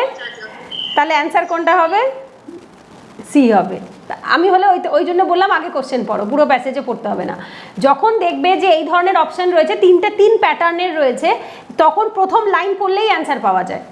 কারণ এখানে দেখো পুরো passage is related to farmer change perhaps because of credit, so no এই যে one can not expect anonymous adaptations to climate change even if it is possible, it would not be sufficient to offset losses from climate change, to deal with this adaptations to climate change is paramount, alongside the first mitigation response another solution is to given up policy driven adaptations which would require the government to come up with the policy recommendations. Perception is a necessary prerequisite for the adoption. Whether farmers are adapting agricultural practice to climate change depends on whether they perceive it not. However, this is not always enough for the adaptations. It is important how a farmer perceives the risk associated with the climate change. ধরে line তুলে দিয়ে দিয়েছে option C তে। Last লাইনটা আর option C পড়ো, একদম এক। Risk perception of farmers are important for motivating them for taking adaptation decisions. বোঝা গেছে? আমার কত কম সময় লাগলো এই পদ্ধতিটার জন্য, আমার টাইমটা কত কম লাগলো, পুরো প্যাসেজ ধরেও পড়তে হলো না। বোঝা গেছে? সো সবগুলোর ক্ষেত্রে এটা অ্যাপ্লাই হয় না, কিছু কোশ্চেনের ক্ষেত্রে খুব ভালোভাবে অ্যাপ্লাই হয়। অ্যাজামশন কাইন্ড অফ কোশ্চেনগুলোর ক্ষেত্রে এটা অ্যাপ্লাই হতে চায় না, কারণ অ্যাজামশনসগুলো প্যাসেজ না পড়লে পরে, স্পেশালি যদি স্টেটমেন্ট ওয়াইজ থাকে, চারটে স্টেটমেন্ট, এবার ওর ভেতর থেকে কোনটা বাদ দেবো কোনটা রাখবো সেটা একটু প্যাসেজ পড়তে লাগে। বাট যদি তিনটেকে একটা বা দুটোকে বাদ দিয়ে দিতে পারো এবং তারপর যদি থাকে দু রকমের, তাহলে ইজিলি একবার একটা দুটো লাইন পড়লেই অ্যান্সারে চলে আসা যায়। বোঝা গেছে? কারোর কোনো ডাউট আছে কেন অপশান সি হলো? 14 নাম্বারটা অপশান সি হলো কেন? যদি ডাউট থাকে বলবে। পরেরটা করো, কি বলছে, which one of the following statement most likely reflect as to the author of the passage intends to say, আনএমপ্লয়মেন্টেরটা, হ্যাঁ, in India while the unemployment rate, এটা কি বলতে চাইছে, ইন্টেন্ডস টু সে মানে অথর কি বলতে চাইছে। দেখি আমরা আগে অপশান পড়ি, এটাও এই ধরনের অপশানের ওপর বেস করে, তো সুতরাং হতেও পারে। Enrolment in school and college is high but there is no quality education, হতে পারে, নাও হতে পারে, জানি না, অপেক্ষা করি। Unemployment must be seen as a function of rising education and aspirations of young Indians, হতেই পারে, সেটাই কারণ অ্যাকচুয়ালি। সি বলছে there are no labour intensive industries to accommodate the huge number of unemployed people, is it true? There are no labour intensive industry, কোনো labour intensive industry নেই আমাদের দেশে যারা কিনা হিউজ নাম্বার অফ আনএমপ্লয়েড পিপলকে চাকরি দিতে পারে? ডেফিনেটলি দিতে পারে, এরকম অনেক লেবার ইন্টেন্সিভ ইন্ডাস্ট্রি রয়েছে যেখানে লেবারদের দরকার হয়। The education system should be properly design to enable the educated people to be self employed. দেখো সি বাদ দিয়ে দিলাম আমি, ঠিক আছে। এইবার দেখো তিন রকম, একটা স্কুল কলেজের এনরোলমেন্ট নিয়ে বলছে যে কোয়ালিটি নেই বাট সংখ্যা অনেক বেশি আছে। বিটা বলছে আনএমপ্লয়মেন্ট রয়েছে, কেন, আনএমপ্লয়মেন্টের কারণ কি, আনএমপ্লয়মেন্ট আছে এবং তার কারণ কি, মেন হচ্ছে অপশন বি হচ্ছে আনএমপ্লয়মেন্টের কারণ নিয়ে বলছে। ডি বলছে দেখো এডুকেশন সিস্টেম ঠিকঠাকভাবে কাজ করছে না, যাতে তারা সেলফ এমপ্লয়েড হতে পারছে না, নিজের পায়ে নিজে দাঁড়ানো। সেলফ এমপ্লয়েড মানে যেমন আমি টিউশনি করা, ইউটিউব ভিডিও বানাই, this is call self employed, কারোর ওপর নির্ভরশীল নই। তো এই যে এ বি ডি তিনটে দেখো তিন প্যাটার্ন, সি তো আমি বাদ দিয়ে দিয়েছি আগে বিকজ ওটা নেগেটিভ লাগছে, নো লেবার ইন্টেন্সিভ বলছে। এইবার প্যাসেজ আমি পড়ি। In India, while the unemployment rate is frequently used measure of poor performance of the economy under conditions of rising school and college enrollment, it paints an inaccurate picture. The reported unemployment rate is dominated by the experience of younger Indians who face higher employment challenges and exhibit greater willingness to wait for the right job than their older peers. The unemployment challenge is greater for people with secondary or higher secondary, and rising education levels inflate unemployment, inflate মানে বাড়িয়ে দেওয়া, inflate unemployment challenges। বলো কোনটা হবে? খুব easy, Sneha আর বাকিরা কোনো doubt B নিয়ে? কেন B? Because passage is all about unemployment, আনএমপ্লয়মেন্টের কারণ নিয়েই আলোচনা হয়েছে, তাই তো, আর কিছু নেই এখানে। স্কুল এনরোলমেন্টের কথাও বলছে না, এডুকেশনের কথাও বলছে, সেলফ এমপ্লয়েডের কথাও বলছে না। সো প্যাসেজে এটাই বলা হয়েছে যে আগেকার দিনের বয়স্ক লোকেরা যে চাকরি পেত সেই চাকরিতেই জয়েন করে যেত, তারা সঠিক চাকরির জন্য অপেক্ষা করতো না। বাট এখনকার দিনের ছেলেমেয়েরা সঠিক চাকরির জন্য অপেক্ষা করে, যার ফলে আনএমপ্লয়মেন্ট রেট অনেক বেশি, ঠিক আছে। তো সুতরাং অ্যান্সার বি, 15B। কোনো ডাউট থাকলে বলবে। পরেরটা তোমরা করো দেখি, কোশ্চেন ওই সেম পদ্ধতিতে করবে। আগে কোশ্চেন পড়ো, rational, logical, practical, message. Option পড়ো। Modern statesmen need to be well trained in scientific methods and philosophical thinking to enable them to have a better perspective of their roles, responsibility, goal. হতেই পারে, নাও হতে পারে। B বলছে it is not desirable to have government managed by empirical statesmen unless well mixed with the others who are grounded in learning and reflect wisdom.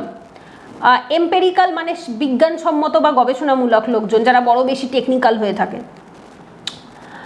আচ্ছা, are learning and reflect wisdom মানে যারা একটু philosophical হয়ে থাকে, একটু সাহিত্যিক হয়ে থাকে, বা যারা একটু জীবনের স্পিরিচুয়াল দৃষ্টিভঙ্গিটাকে রাখে, দে আর মানে দুজনের মিলিত লোককে বলা হচ্ছে। C, as the statesman or bureaucrats are the product of a society, it is desirable to have a system of education in a society that focuses on training its citizen in scientific method and philosophical thinking from a very early age. এটা লোকজনকে দুটো scientific এবং philosophical দুটো থিঙ্কিংয়ে ছোটোবেলা থেকে বড় করার কথা বলছে বাচ্চা কাচ্চাকেই। ডি বলছে it is desirable that all scientist need to be philosopher as well as to make their work goal oriented and thus purposeful and useful to the society. This is ridiculous. It is desirable that all scientist need to be philosopher. Is it possible? সমস্ত বিজ্ঞানীরা philosopher হবে সম্ভব? All scientist কখনো philosopher হতে পারে? দুটো different profession. হ্যাঁ, কিছু আধ্যাত্মিক বুদ্ধি থাকবে, এটা হতে পারে, বা সায়েন্টিস্ট এবং ফিলোসফাররা একত্রিত হয়ে দেশ চালাচ্ছে, সেটাও হতে পারে। বাট যারা সায়েন্টিস্ট হবে তারা কি করে ফিলোসফার হবে? বিকজ দুটো ডিফারেন্ট, একটা আর্টসের সাবজেক্ট, একটা সায়েন্সের সাবজেক্ট।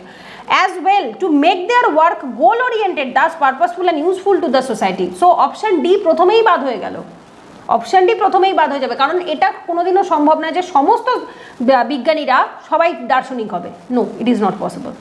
সো ডি বাদ হয়ে গেছে।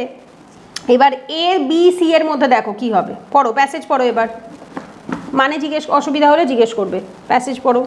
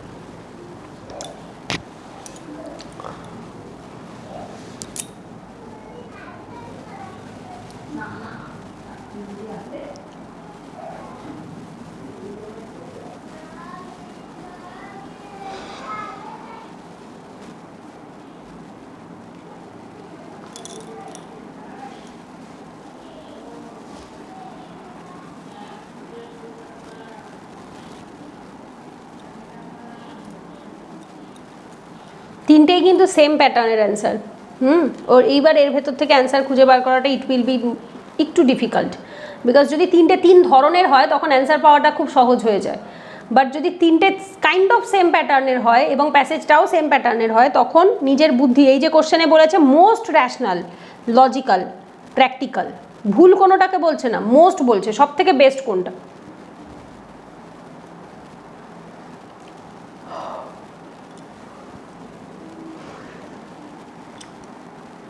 এবং যেটা প্র্যাকটিক্যাল কিন্তু ভালো করে বুঝবে, যেটা প্র্যাকটিক্যাল হবে, সব সময় সব জিনিস প্র্যাকটিক্যাল হয় না, করব বলে দিলেই হয়ে যায় না, কোনটা ইজিলি পাওয়া যায় সেটা ভালো করে দেখো, অপশানগুলো আগে ভালো করে পড়ো আর এটা ভাবো যে কোনটা সহজে প্র্যাকটিক্যালি কোনো দেশে করা সম্ভব হবে।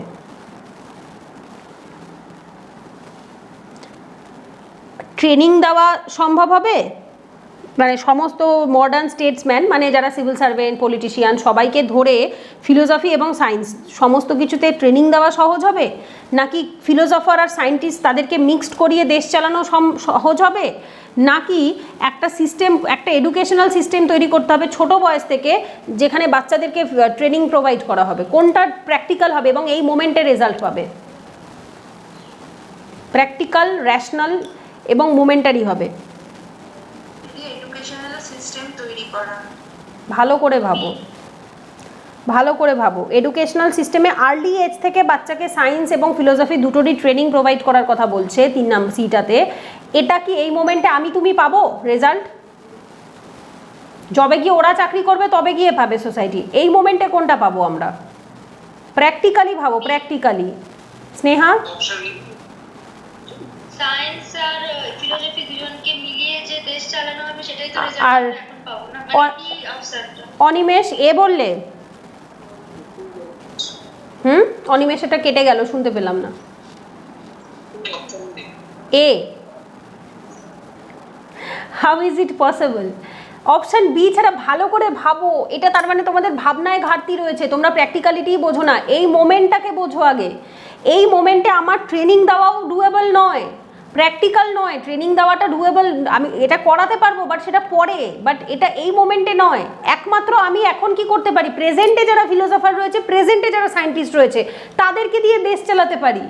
তো এটা এই মোমেন্টের প্র্যাকটিক্যাল কাজ, এটা খুব ইজি ছিল, মানে এই প্র্যাকটিক্যালিটিটুকু expected from a civil service aspirant, যে এই মোমেন্টে তুমি কোনটা হেল্প পাবে। তুমি বাচ্চাকে শিক্ষা দিচ্ছ, সেটা তো ভবিষ্যৎ প্রজন্ম গিয়ে জেনারেশন হেল্প পাবে। তুমি মডার্ন থিঙ্কিংয়ে ট্রেনিং দিচ্ছ, তাতেও 2 বছর সময় লাগবে। সায়েন্টিস্টের ট্রেনিং দেওয়া এত সহজ নয়, ফিলোসফারের ট্রেনিং দেওয়া এত সহজ নয়। গ্র্যাজুয়েশনেও মিনিমাম 4-5 বছর সময় লাগে। সো যদি তুমি সেই ট্রেনিংটা 2 বছরেও দাও, তাতেও 2 বছর সময় লাগবে। বাট এই মোমেন্টে আমি কি করতে পারি, যেটা আমার পক্ষে করলে এখন কাজে লাগবে? আমি কিছু সায়েন্টিস্টকে ডাকবো, কিছু ফিলোসফারকে ডাকবো, তাদেরকে দিয়ে আমি দেশ চালাবো। That will be much practical, যেখানে আমার নতুন করে কোনো খরচ হবে না, দুটো মিক্সড আপ পপুলেশন দিয়ে আমি দেশ চালাবো। এই বুদ্ধিটুকু থাকাটা ইজ ভেরি ভেরি ইম্পর্টেন্ট। 16-র অ্যান্সার বি হবে, আর কিছু হতেই পারে না। বিকজ এইটুকু এক্সপেক্টেড যে আমরা সেই রকম সরকারই চালাবো, এই যে it is not desirable to government managed by empirical statesman. Empirical মানে গবেষণামূলক, যারা সায়েন্টিস্ট, এটা আশা যোগ্য নয় বা এটা বোধ মানে আশা নয়, এক্সপেক্টেড নয় বা ডিজায়ারেবল নয় যে আমরা শুধুমাত্র সায়েন্টিস্ট দিয়ে দেশ চালাবো, unless well mixed with the others who are grounded in learning and reflect wisdom, যারা লার্নিং এবং রিফ্লেক্ট উইজডম মানে ফিলোসফার বা সায়েন্টিস্ট বা মানে যারা দার্শনিক হয়ে থাকে বা যারা অন্য ধরনের শিক্ষিত মানুষ, তাদেরকেও এর ভেতর মিক্সড আপ করতে হবে। মানে সবাই মিক্সড আপ হলে তবেই একটা গভর্নমেন্ট ভালো চলবে, শুধুমাত্র সায়েন্টিস্ট লোক দিয়ে গভর্নমেন্ট চলে না। বোঝা গেছে? এই মোমেন্টের প্র্যাকটিক্যাল। এখন ট্রেনিং প্রোভাইড করবো বা বাচ্চাকে ছোটোবেলা থেকে দেবো, সেগুলো তো অনেক পরের কথা, পারবো, বাট সেটা পরে আসবে, that is not most practical. ঠিক আছে? এই জন্য এই কোশ্চেনগুলো সলভ করলে পরে বুদ্ধি খোলে, ভালো করে বুদ্ধি দিয়ে ভাবো যে এই মোমেন্টে কি করা পসিবল। পরের প্যাসেজটা দেখো, the last end of the state is not to dominate men, not to restrain them by fear, rather is to free each man from fear, that may live and act with full security and without injury to himself or his neighbor. The end of the state, I repeat, is not to make rational beings into brute beast and machine. It is to enable their body and their mind to function safely. It is to lead men to live by and to exercise a free reason, and they may not waste their strength in hatred, anger and guilt, nor act unfairly toward one another. এই যেটা পড়লাম, পড়ে কি মনে হলো? Personal safety, health of body and mind, communal harmony, liberty. বলো, which is very easy, ভীষণ easy. এটা ভুল করলে ধরে দেব, এটা ভুল করার কোনো জায়গা নেই। The last end of the state, end মানে গোল, উদ্দেশ্য, ঠিক আছে? দ্য শেষ উদ্দেশ্য কি একটা দেশের বা একটা সরকারের? Is not to dominate men, not to restrain them by fear, না কাউকে ডমিনেট করা, না কাউকে ভয় দেখানো, rather is to free each man from fear, বরং প্রত্যেককে ভয়ের থেকে মুক্ত করা। They may live and act with full security, যাতে তারা সম্পূর্ণ সিকিউরিটির সাথে, without injury himself or his neighbour, নিজের কোনো ক্ষতি না করে, অপরের কোনো ক্ষতি না করে সুন্দরভাবে বাঁচা। The end of the state, I repeat, আবারও বলছি, সেই দেশের মেন উদ্দেশ্য is not to make rational beings into brute beast and the machine, মানুষকে মেশিন তৈরি করা বা ব্রুট বিস্টে পরিণত করা, বন্যপ্রাণীতে পরিণত করা উদ্দেশ্য নয়, বরং তাদের শরীর এবং মনকে ঠিকঠাকভাবে ফাংশন করানো। লিড মেন লিভ বাই, যার ফলে তারা এক্সারসাইজ করবে ইন আ ফ্রি রিজন, একটা ফ্রি মুক্ত পরিবেশে। That may not waste their strength, যাতে তারা তাদের শক্তিটাকে নষ্ট না করে কিসে? ঘৃণা, রাগ, কারোর ক্ষতি করাতে, আনফেয়ার টুয়ার্ডস ওয়ান অ্যানাদার, একে অপরের ক্ষতি করা বা কারোর খারাপ চাওয়া, এগুলোতে যাতে তারা সময় নষ্ট না করে। এটা পড়ে কি বুঝতে পারছো? Personal safety, health of body and mind, communal harmony না liberty? It is very easy. বাকিরা? Animesh? Health of body and mind. Barnali? Communal harmony মনে হচ্ছে। চারটেরই মানে জানো সবাই? মানে ক্লিয়ার? অ্যাকচুয়ালি আমি সি আর ডি এর মানেটা ঠিকঠাক বুঝতে পারছি না, নাহলে আমি মানে বুঝলে আমি ঠিকঠাক বলতে পারতাম। বিভিন্ন সাম্প্রদায়িক একটা সম্প্রীতি থাকে কমিউনাল হারমোনি। পার্সোনাল সেফটি মানে নিজের safety, health of body and mind মানে শরীর মন ভালো, কমিউনাল হারমোনি মানে ধর্মনিরপেক্ষ সাম্প্রদায়িকতা মেনটেন করা, আর হচ্ছে লিবার্টি মানে স্বাধীনতা। পড়ে কি মনে হচ্ছে? কি health of body and mind? D বললাম, ডি, ডি স্বাধীনতা, লিবার্টি। লিবার্টি, আচ্ছা। প্রিয়াঙ্কা? প্রিয়াঙ্কা কি বললে লাস্টে? বি মনে হচ্ছে, body of health and mind.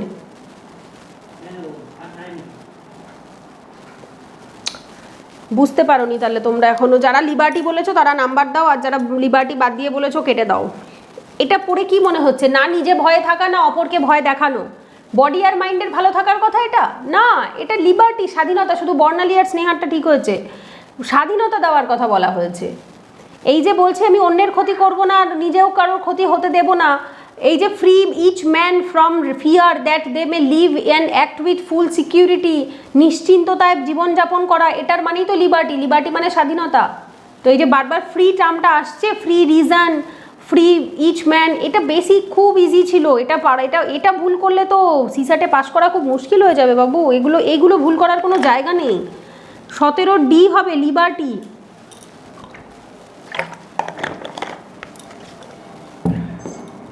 পরের প্যাসেজটা করো 18 নাম্বারটা। দিস ইজ আনএক্সপেক্টেড, এগুলো ভুল করার কোনো জায়গা নেই এখন আর, এগুলো এত ভাবারও কোনো জায়গা নেই। যখনই বলছে যে not to dominate men, not to restrain them by fear, না কাউকে ডমিনেট করা, না কাউকে ভয় দেখানো, তার মানেই তাকে স্বাধীনভাবে জীবন বাঁচতে দেওয়া। So answer would be D, liberty, আর কিছু হওয়ার জায়গাই নেই। করো পরেরটা। The paradox of choice is illustrated by the story of Buridan's ass. করো, কোশ্চেনে কি বলছে? Which one of the following statement best reflect most logical message implied by the above passage. আগে অপশন পড়ো। Modern technology enfeebles societal structure and makes life difficult. Modern life is full of uncertainty and endless difficult choices. We are influenced by the opinion of others and have no courage to follow our own convictions.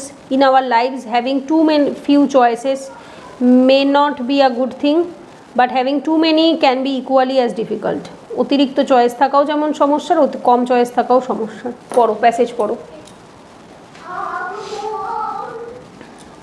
একটা case study দিয়েছে, জিন বুড়িদান বলে একটি লোকের একটা case study.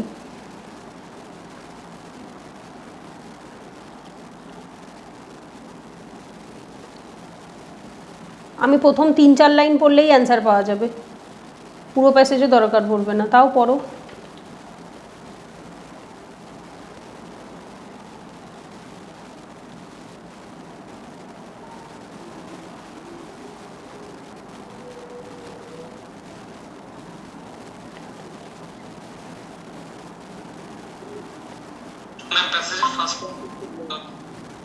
হ্যাঁ বলো, কি বললো অনিমেষ?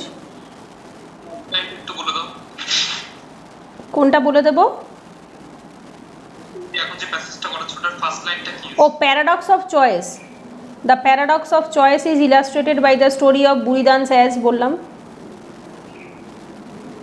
বুড়িদান বলে একটি লোক ছিল, তার গাধার একটা গল্প এখানে বলা আছে।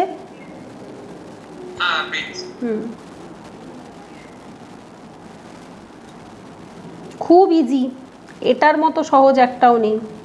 এটা ভুল করো না, ভালো করে পড়ো, ভালো করে একটু ভাবো। এটা খুব ইজি, প্যাসেজটা খুব ছোট্ট, একটা গল্পের মতো প্যাসেজ।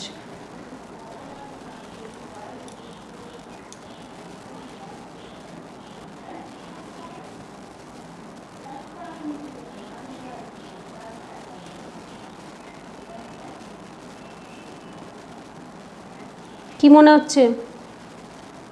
আগে ভালো করে আমাকে একটা কথা বলো, প্যাসেজটা কি টেকনোলজির বিষয় না চয়েসের বিষয়? এটা বলো। অপশন বর্ণন, চয়েস, রাইট? ওকে, চয়েসের বিষয়। তাহলে এ আর বি কি হতে পারে? Technology, full modern life, uncertainty, endless difficult choice, তাও আমি বিটা না হয় রাখলাম, ওখানে ডিফিকাল্ট চয়েস দিয়েছে। এ কি হতে পারে? মডার্ন টেকনোলজি আসার ফলে জীবন কঠিন হয়েছে। এ বাদ তো? কারোর কোনো ডাউট আছে এ কেন বাদ হচ্ছে? না, কারণ তো মডার্ন টেকনোলজির কথা বলেন। সিটা পড়ো। We are influenced by the opinion of others and have no courage to follow our own conviction. প্যাসেজিকে এই কথা একবারও বলেছে যে আমরা অন্যের ওপিনিয়নের দ্বারা ইনফ্লুয়েন্সড হয়ে যাই এবং নিজের ইচ্ছে মতো চলি না? মানে প্যাসেজটা কি এই রিলেটেড? ভালো করে দেখো।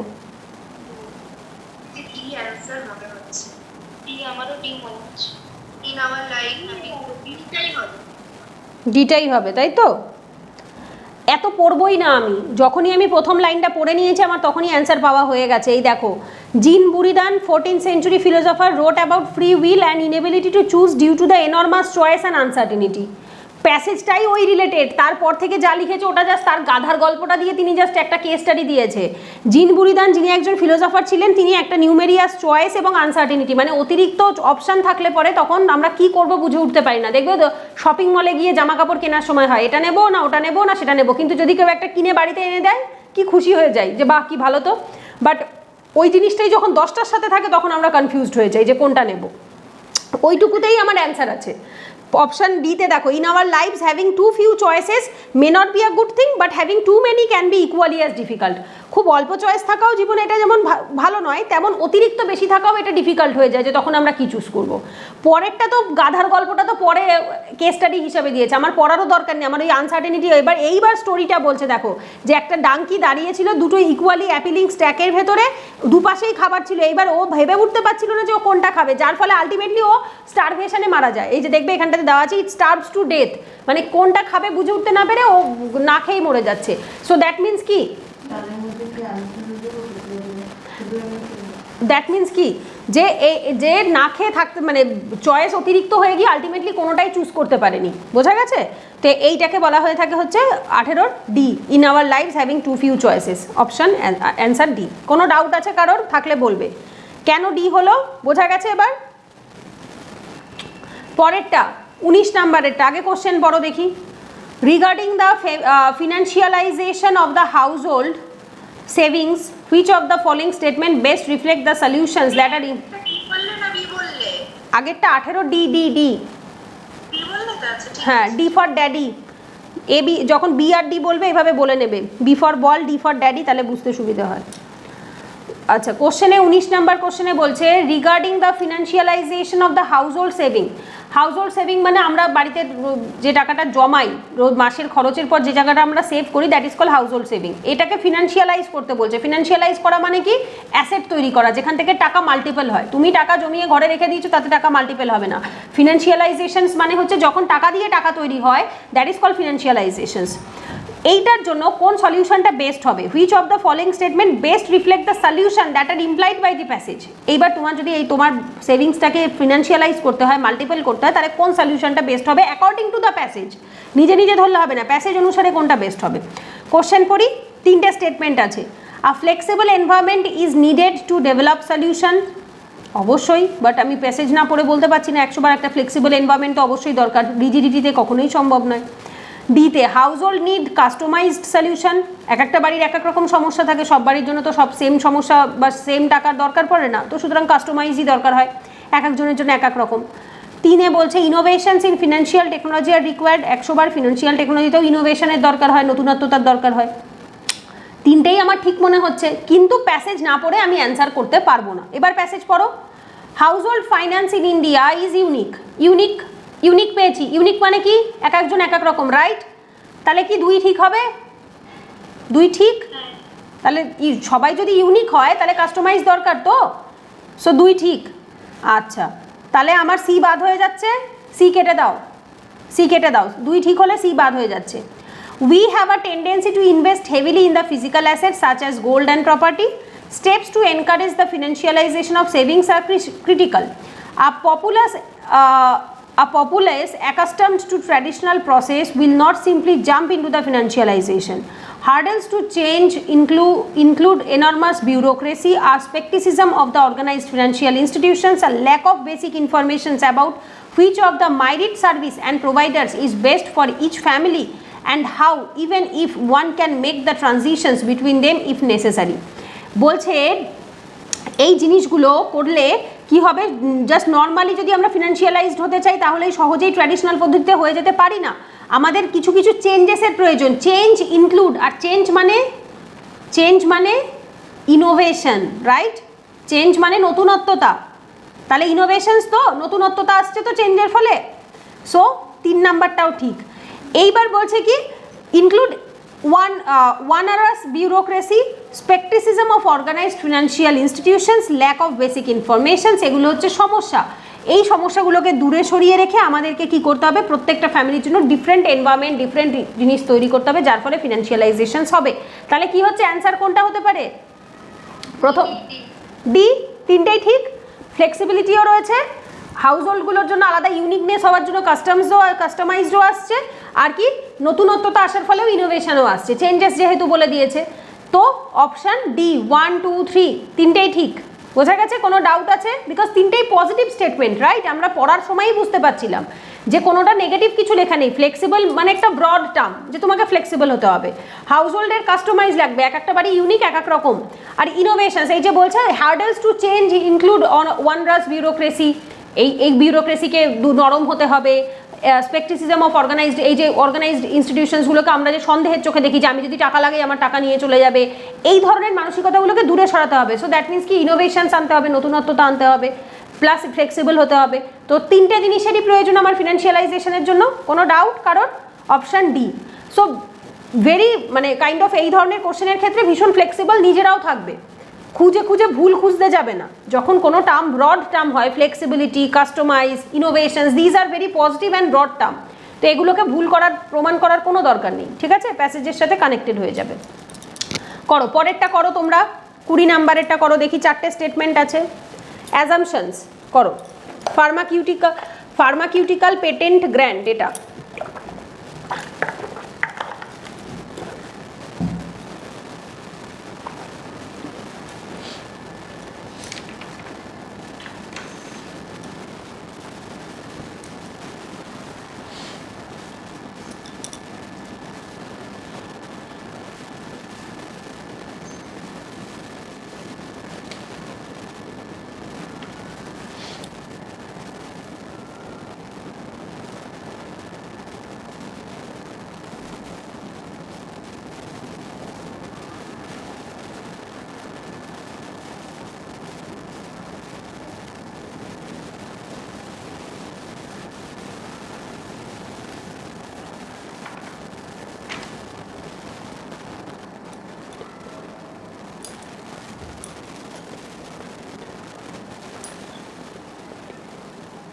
পেটেন্ট মানে জানো তো? পেটেন্ট মানে কি? কোম্পানির মালিকানায় যে এটা আমি মালিক, কাইন্ড অফ আ কপিরাইটের মতো পেটেন্ট। কোনো ওষুধের পেটেন্ট কিনে নিতে হয় যে এটা আমার কোম্পানি, আমার তৈরি করা ওষুধ, আমার মেডিসিন, এটা একমাত্র আমি কিনবো এবং আমার এই সেম কম্পোনেন্ট দিয়ে আর কেউ সেম নামে যেন বাজারে আর কিছু বিক্রি না করে। লাইক দেখবে প্যারাসিটামলের অনেক রকম নাম হয়, প্যারাসেপ 650, প্যারাসিপ 650, প্যারাসিটামল 650, তারপর আরও কতগুলো নাম আছে, অমুক 650, তমুক 650, কারণ এক নামে তো রাখতে পারবে না, সেম কম্পোনেন্টেরই ডিফারেন্ট ওষুধের নাম পাবে, বিকজ এক একটা ওষুধের পেটেন্ট এক একটা কোম্পানি কিনে নেয়, তো ওই সেম নামে আর ওপেন করা যায় না তখন।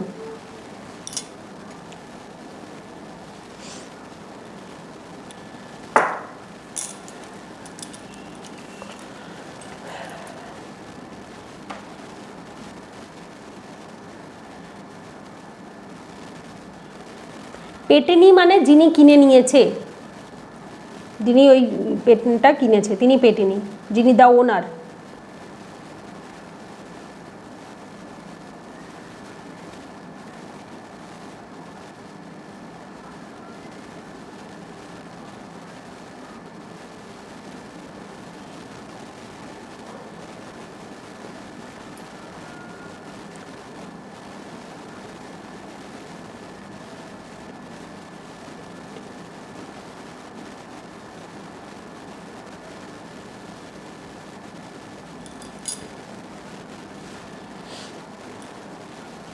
পেটেন্ট রিগিম মানে যে টাইম পিরিয়ড অবধি পেটেন্ট কিনেছে সেই টাইম পিরিয়ডটাকে বলা হয়, কারণ এটা আনলিমিটেড সময়ের জন্য কেউ পায় না, কেউ 5 বছর, 10 বছর, 20 বছর, 50 বছর, তারপর আবার ওটা রিনিউ করতে হয়।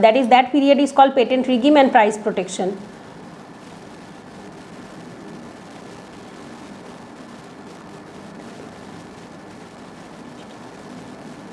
লিজিটিমেট মেকানিজম, আইনের পদ্ধতিতে যে কাজটা হয়, লিজিটিমেট মানে আইন, লিগাল থেকে টার্মটা আসে, বৈধভাবে যে কাজটা হয়, পদ্ধতি, মেকানিজম মিন পদ্ধতি।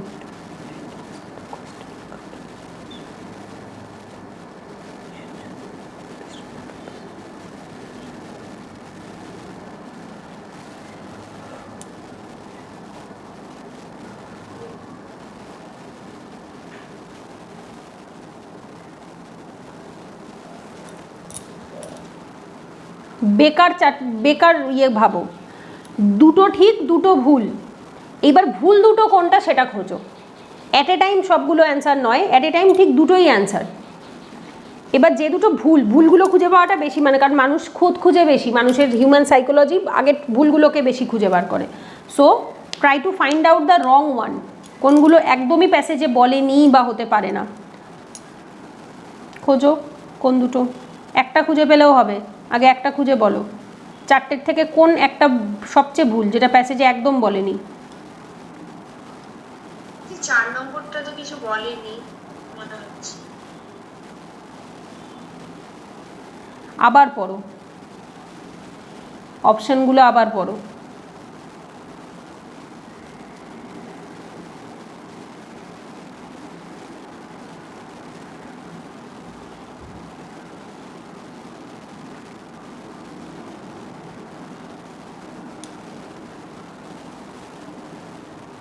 প্যাসেজটা কি রিলেটেড আমাকে বলো দেখি তোমরা একটু। হবে না, হ্যাঁ স্নেহা কি বলছো? বুঝলে 2 আর 3টা হবে না, এইগুলো তো। আচ্ছা, dependence on other countries for pharmaceutical product is a huge burden for developing and poor country. বলেছে একবারও বাইরের দেশের ওপর নির্ভরশীল হওয়ার কথা। প্যাসেজে কিছু আছে কারোর কিছু মনে হচ্ছে? আমি ওইটার জন্যই আগে জিজ্ঞেস করলাম যে আগে সবচেয়ে ভুলটা বলো। তো সবচেয়ে ভুল তো অপশান মানে 2 নাম্বার স্টেটমেন্টটাই, বিকজ প্যাসেজে একটা বারও কোথাও বলেনি বাইরের দেশ থেকে টাকা বা ওষুধ আনতে হবে বা কিছু। সো 2 বাদ হয়ে যাচ্ছে, রাইট?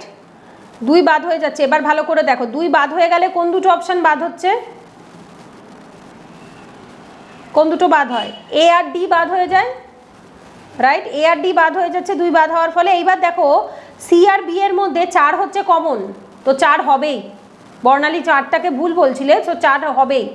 2 বাদ, 2 যদি প্যাসেজে না থাকে তো সুতরাং আমার 4 পড়ার দরকারই নেই। আমি পরে বোঝাচ্ছি আমি 4 কেন হবে সেটা পরে বলছি, বাট আগে ভালো করে দেখো যে এ আর ডি বাদ হয়ে গেল 2 আছে বলে, 4 কমন, আমার 4 পড়ার দরকার নেই।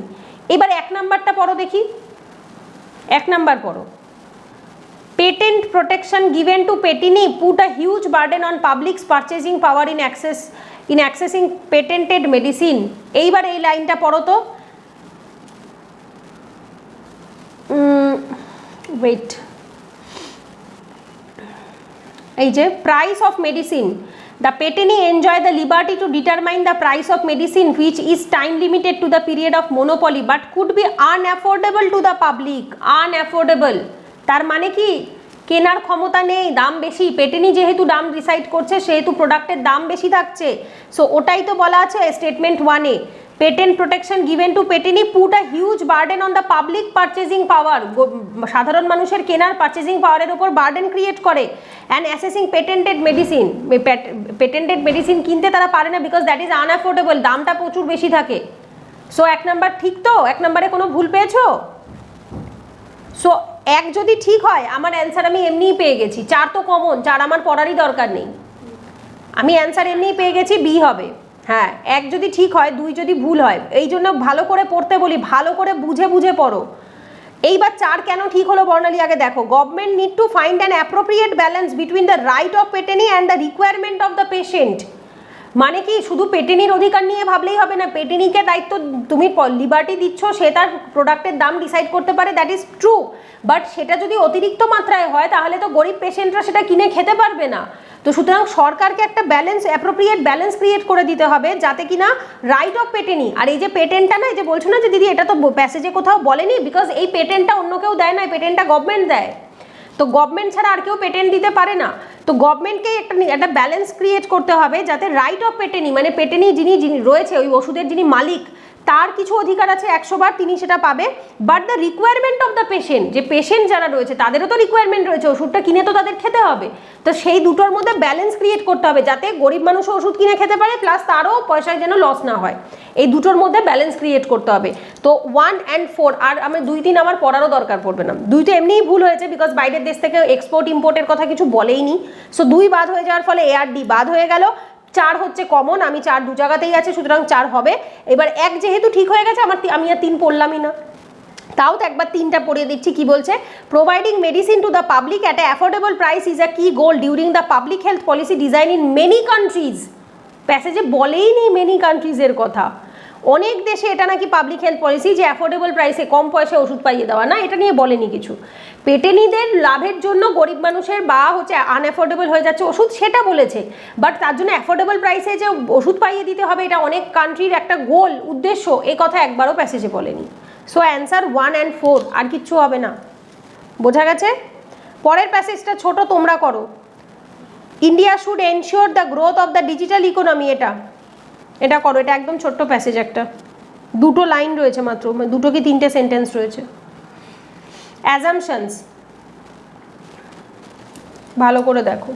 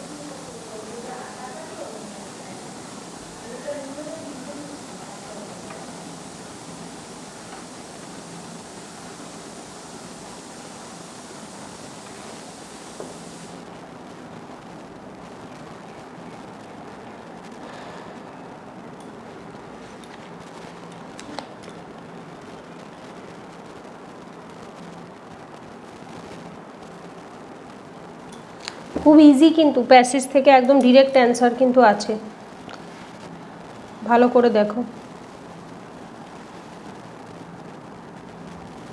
ফার্স্ট স্টেটমেন্টটা পড়ো, protection of privacy is not just a right but it has value to the economy. ঠিক না ভুল? প্যাসেজটা কি রিলেটেড?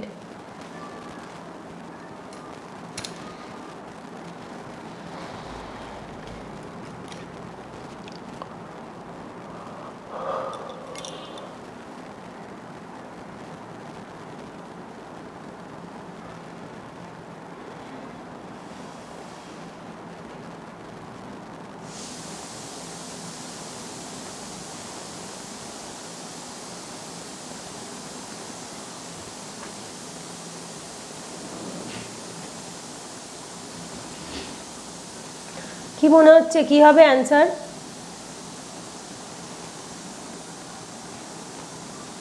সি মনে হচ্ছে, দুটোই হবে।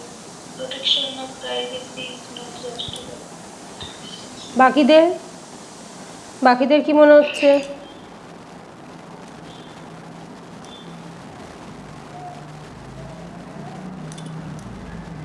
এত ভাবতে হচ্ছে কেন এত সোজা একটা প্যাসেজে? সি হবে, both 1 and 2। B, C both 1 and 2। C both 1 and 2। ঠিক আছে, আর কারোর কিছু?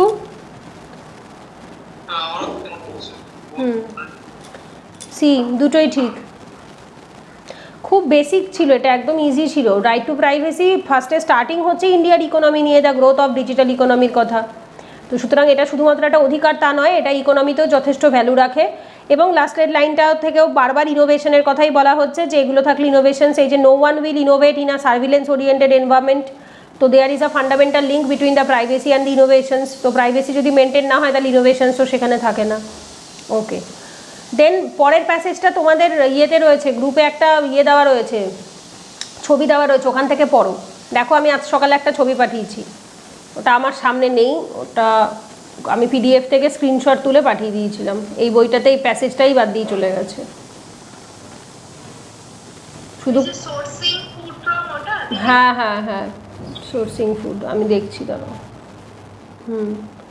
এই যে সকালে পাঠিয়ে দিয়েছি, একটা ছবি তুলে দেখো। 51 question 51, sourcing food from non agricultural land, uncultivated system such as forest, wetland, pasture, etc. In addition to agricultural land enables a systematic approach to food consumption. It allows rural and tribal community to sustain themselves for the whole year and steer clear of natural disasters and season-induced shortfalls of agricultural food. Since the productivity of the trees is often more resilient to adverse weather conditions than the annual crop, forest food often provide a safety net during period of the food shortage caused by the crop failure. Forest foods also make important contribution during seasonal crop production gap. Question তো বইয়েই আছে, এখান থেকে দেখতে পারো, passage পড়ে নিয়ে কোশ্চেনটা বই থেকে দেখে নাও।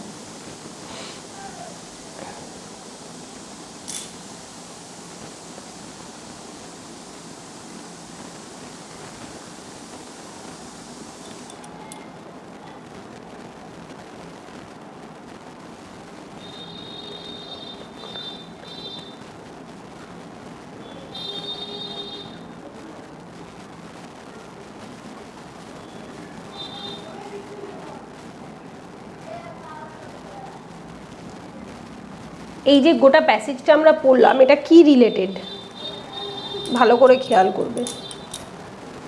এই টোটাল প্যাসেজটাকে একটা নির্দিষ্ট টার্ম বলা হয়ে থাকে, একটা নির্দিষ্ট নামে ও পরিচিত।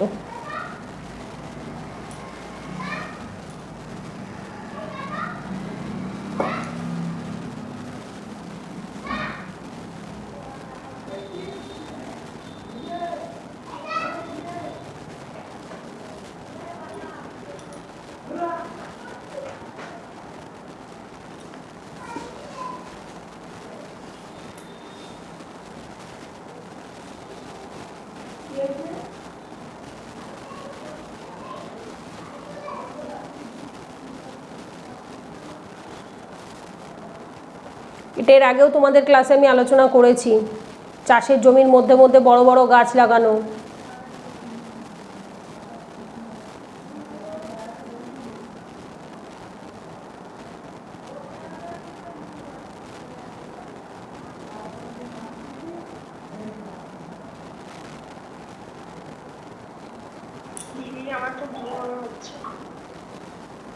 কি মনে হচ্ছে? ডি?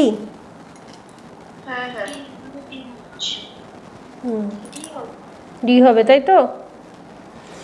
এটার আগেও আমরা করেছি এই ধরনের জিনিস, কোশ্চেন ছিল। আমি এর আগে ক্লাসে তোমাদের বুঝিয়েওছিলাম যে চাষের জমির মধ্যে বড় বড় গাছ লাগানো হয় যাতে ক্রপ ফেলিওর হলে পরে ম্যানেজ করা যায়, ক্লাইমেট চেঞ্জ থেকে বাঁচানো যায়।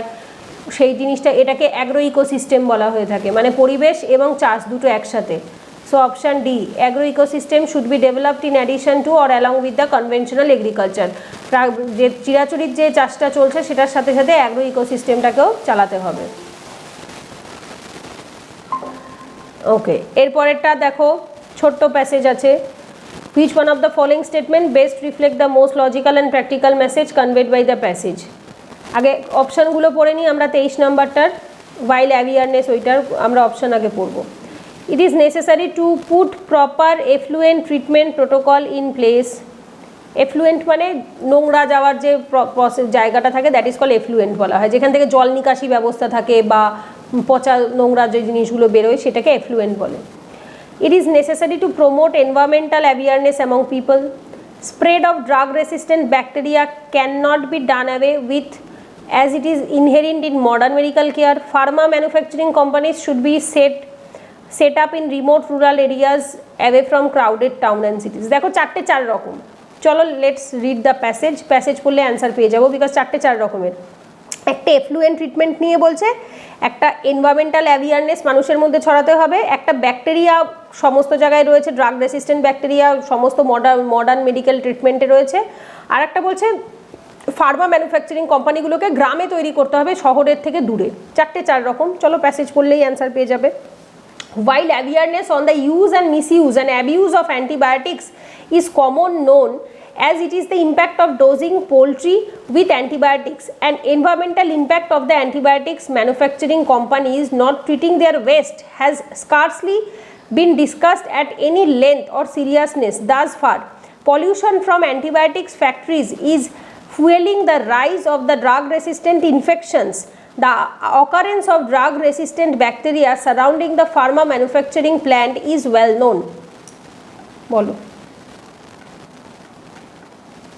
কি হবে, কি রিলেটেড প্যাসেজটা পড়ে কি বুঝলে?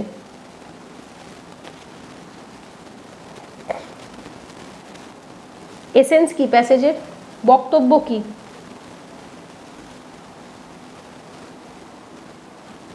Environmental impact of antibiotic, not treating their waste, pollution from antibiotic factories, drug resistant infections,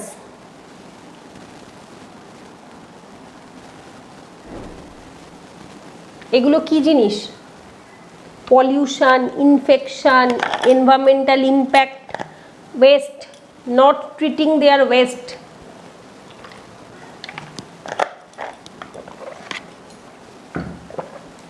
এই সমস্ত কোম্পানিগুলোর জন্য যে এই জিনিসগুলো হচ্ছে, এটা কি জিনিসটা?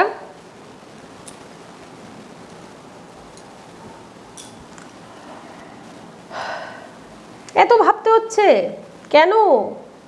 আমি তো মানেগুলো, অপশানের মানেগুলো তো বুঝিয়ে দিলাম, পাচ্ছ না কোনো অপশানের সাথে? এ হবে।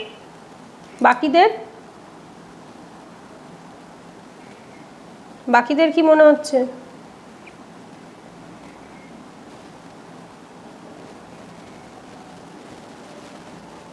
কেন এ, কেন ওয়াই? বোঝাও একটু আমায়। এখানে বলেছিল তো it is necessary to put proper effluent treatment protocol in place, মানে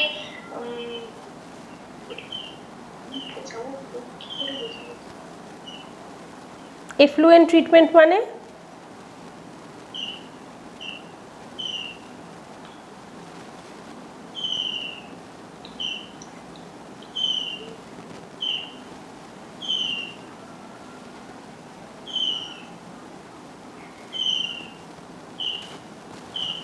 এইমাত্র তো আমিই বলে দিলাম, স্টার্টিংয়েই তো আমি বললাম এফ্লুয়েন্ট মানে নোংরা, নোংরাগুলো জল নিকাশিগুলো ঠিকঠাকভাবে বের করতে হবে। এই যে নোংরা যেখান থেকে বেরোয় সেটাকে এফ্লুয়েন্ট বলা হয়।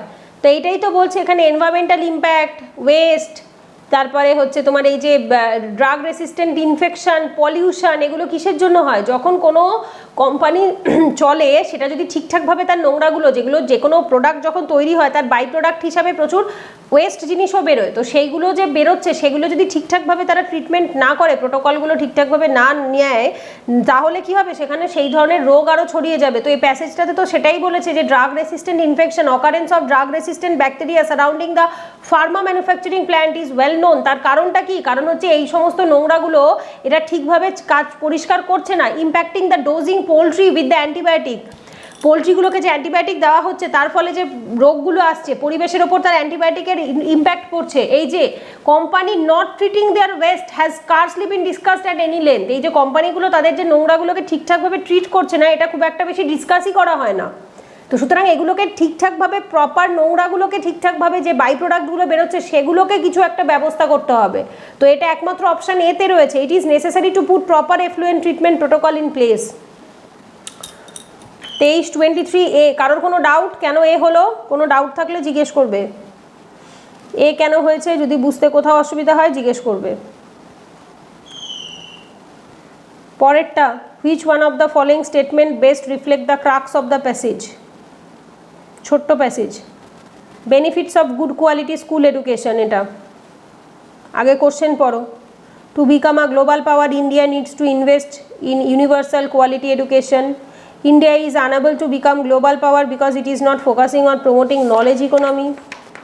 Our education system should focus more on the imparting skills during higher education. Parents of many school children are illiterate and unaware of the benefits of quality educations. বলো দেখি এর ভেতর কোন দুটো বেকার অপশন, যে দুটো বাদ হয়ে যাবে? কোন দুটো নেগেটিভ অপশন? আগে এখান থেকে দুটো।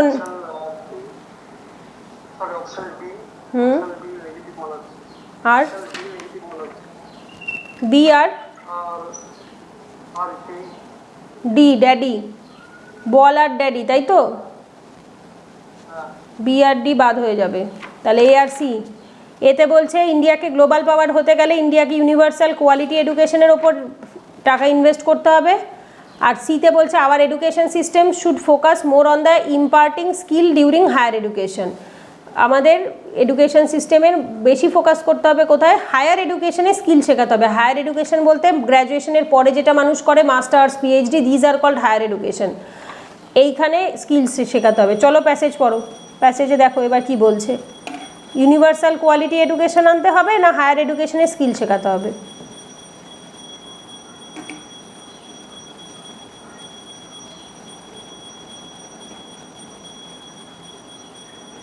ফার্স্ট লাইন পড়লেও অ্যান্সার পাওয়া যাবে।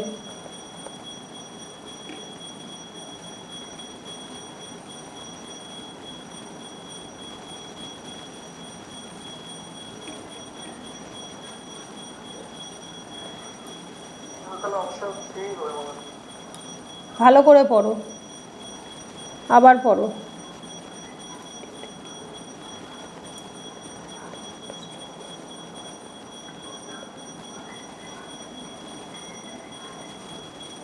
পুরোটা পড়ো, পুরোটা পড়ে তারপর অ্যান্সার বলো।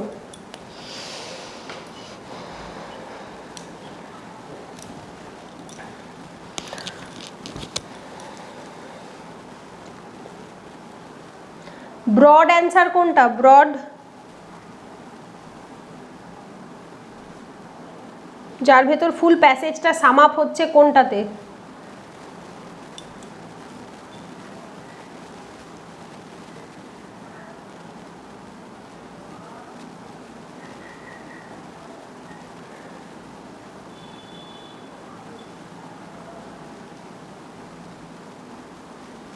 দিদি সি মনে হচ্ছে।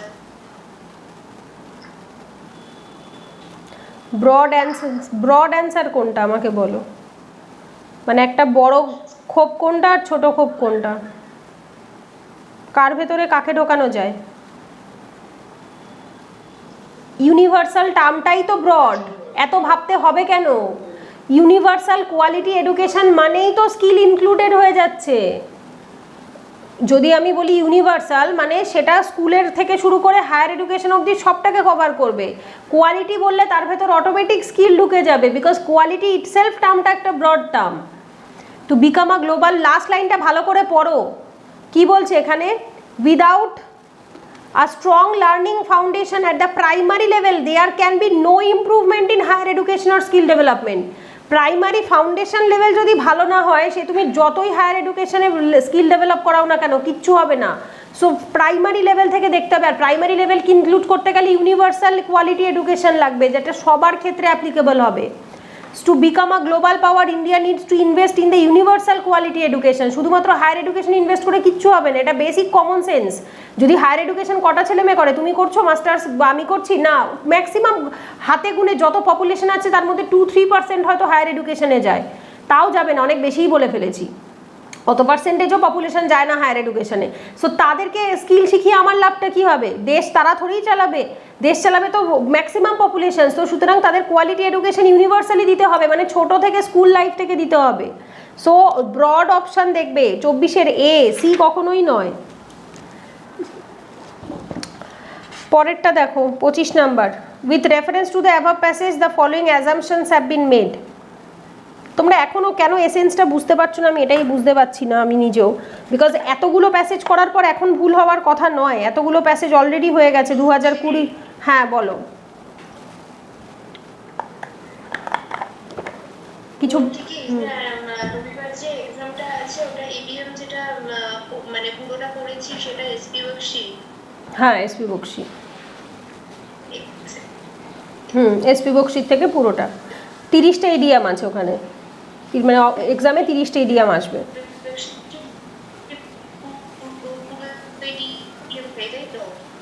তোমার কথাটা কেটে কেটে গেল, কথাটা কেটে গেল, শুনতে পেলাম না, আরেকবার বলো।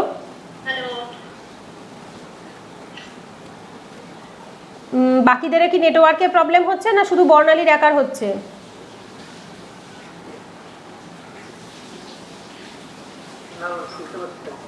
বাকিরা শুনতে পাচ্ছ?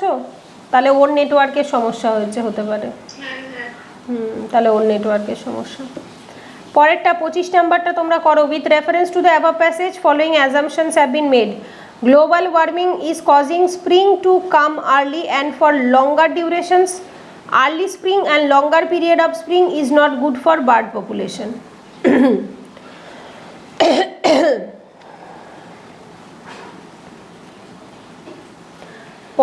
Scientists studied the vernal window transition period from winter to the growing season. They found that warmer winters with less snow resulted in a longer lag time between spring event and a more protracted vernal window. This change in the spring timetable has ecological, social and economic consequences for agriculture, fisheries and tourism. As the ice melt earlier, the birds don't return, causing a delay or lengthening in the springtime ecological events. বলবে কোনটা নিজে নিজে ধরে নেবে না, হ্যাঁ?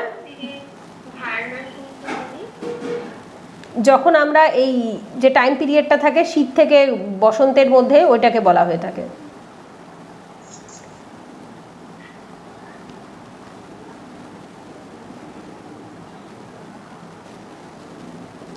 lag time between spring event and the more protracted vernal window. মানে আগে কি হতো, শীত যেত সাথে সাথে বসন্ত পড়ে যেত, বাট এখন কি হচ্ছে, এখন দেখো শীত গেছে সেই জানুয়ারির 31 তারিখের পর থেকে, তো ফেব্রুয়ারি মাস পড়ার থেকে তো আর কোনো শীতের কিছু পড়ছেই না, বাট বসন্তকাল হয় অ্যাকচুয়ালি মার্চ এপ্রিল মাসটা, ঠিক আছে? সো এই যে মাঝখানে যে টাইমটা, এটা ল্যাগ টাইম হয়ে গেছে, যে অ্যাকচুয়াল আসতে বসন্ত আসতে অনেকটা সময় লাগছে, বিকজ শীতকালে ঠান্ডা কমে গেছে এখন। এই যে warmer winter with less snow in a longer time lag time between spring event and a more protracted vernal window.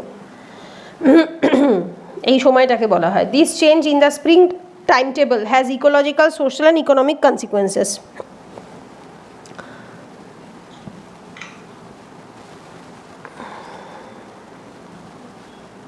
বরফ গলে যায় তাড়াতাড়ি, পাখিরা রিটার্ন করে না, কজিং ডিলে, তাদের যেতে দেরি হয়, or lengthening in spring time ecological event, এবং যার ফলে কি হচ্ছে, স্প্রিং টাইম বসন্তের সময়টা একটু লেনদেন হয়ে যাচ্ছে, বড় হয়ে যাচ্ছে। আগে বসন্ত 1 মাস মতো থাকতো, এখন বলতে গেলে বসন্ত ওই ফেব্রুয়ারি মার্চ এপ্রিল 2 মাস 2.5 মাস ধরে চলছে। Statement 1, global warming is causing spring to come early and for longer duration. True or false? Spring আগে আসছে এবং বেশি সময় ধরে থাকছে। Is it true or false? True তো, প্যাসেজে আমরা পড়লাম তো এইমাত্র, লেনদেনিং স্প্রিং টাইম ইকোলজিক্যাল ইভেন্ট। কারোর কোনো ডাউট আছে? বোঝা যাচ্ছে কেন লং ডিউরেশনে আসছে স্প্রিং টাইম। এবার 2 নম্বর স্টেটমেন্ট পড়ো। Early spring and longer period of spring is not good for bird population. এই আর্লি স্প্রিং, তাড়াতাড়ি বসন্ত আসা এবং বেশি সময় ধরে বসন্ত থাকা, এটা ভালো নয় পাখিদের জন্য। এটা ঠিক না ভুল?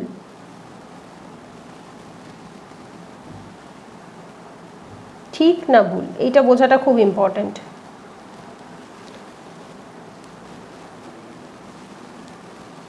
প্যাসেজে কি বলছে?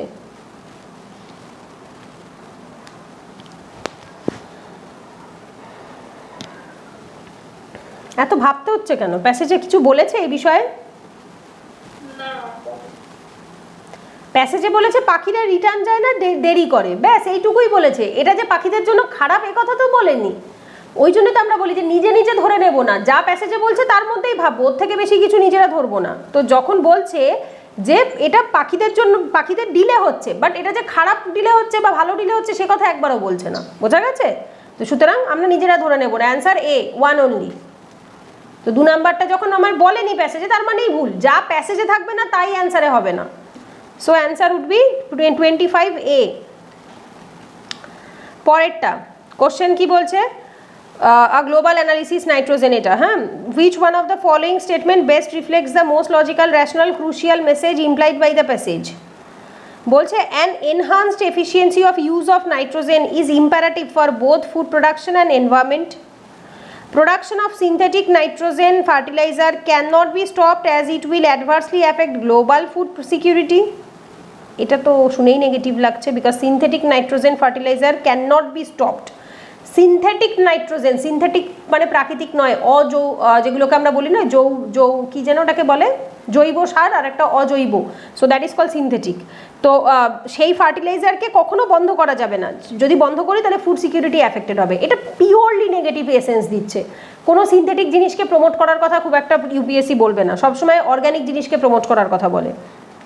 C, Alternatives to crops that require excess of nitrogen should be identified and cultivated. Alternative to crops that require excess of nitrogen, যে সমস্ত ক্রপগুলোর অল্টারনেটিভ মানে নাইট্রোজেন অতিরিক্ত পরিমাণে লাগে তাদের অল্টারনেটিভ খুঁজতে হবে এবং আইডেন্টিফাই করে তাদেরকে কাল্টিভেট করতে হবে।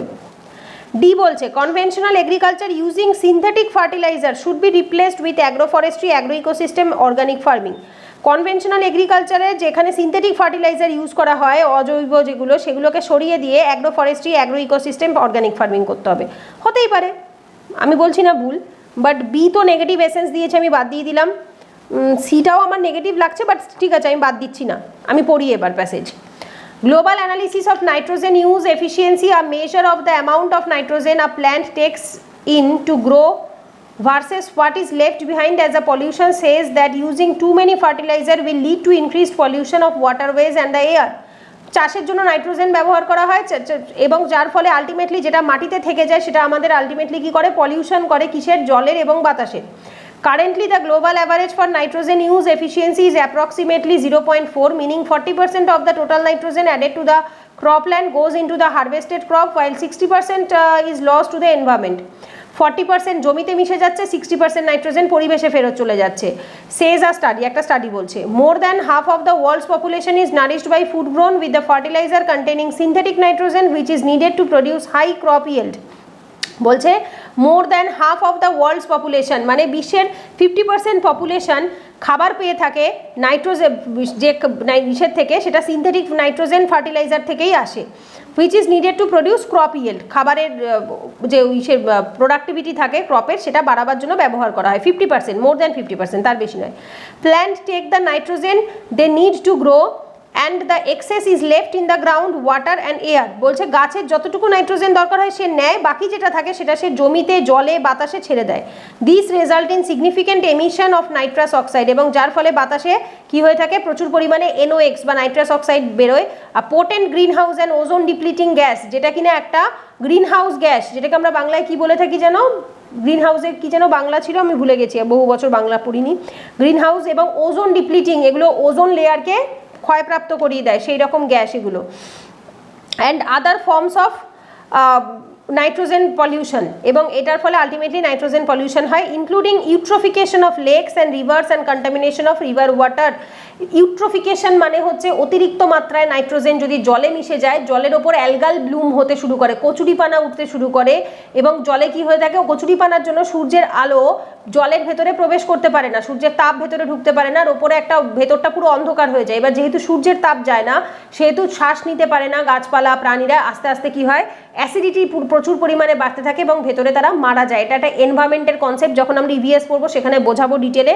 That process is called the eutrophication, ঠিক আছে, অ্যাসিডিটি বেড়ে যাওয়ার জলের ভেতরে, এটা নাইট্রোজেন বেশি পরিমাণে গেলে হয়ে থাকে।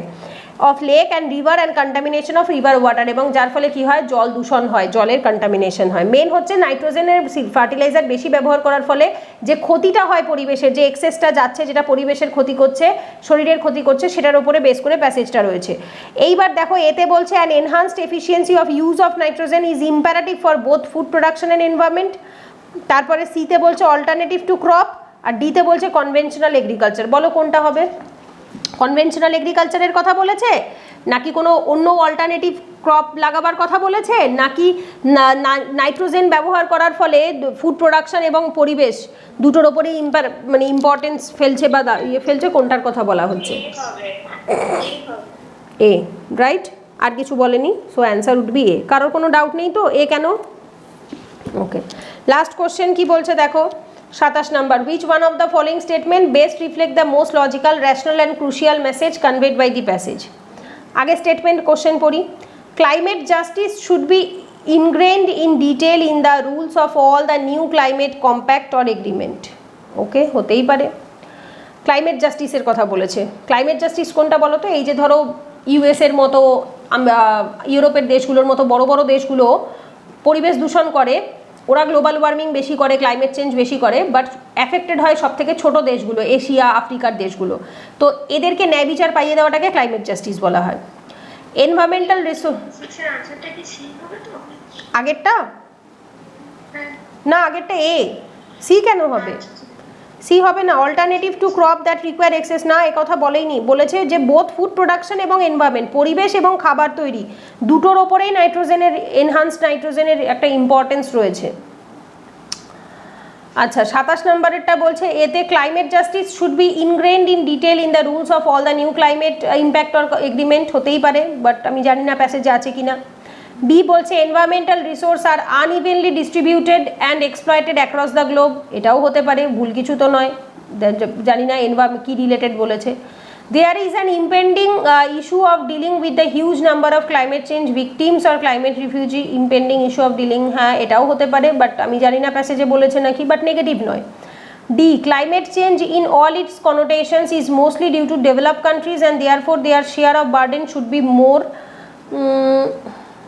হতে পারে বাট এটা নেগেটিভ সেন্স, কিছুটা নেগেটিভ সেন্স। কেন? Climate change in all its connotation, এই কথাটা বলে একটু বেশি করে দিয়েছে। যদি বলতো যে জেনারেলি, হ্যাঁ বলো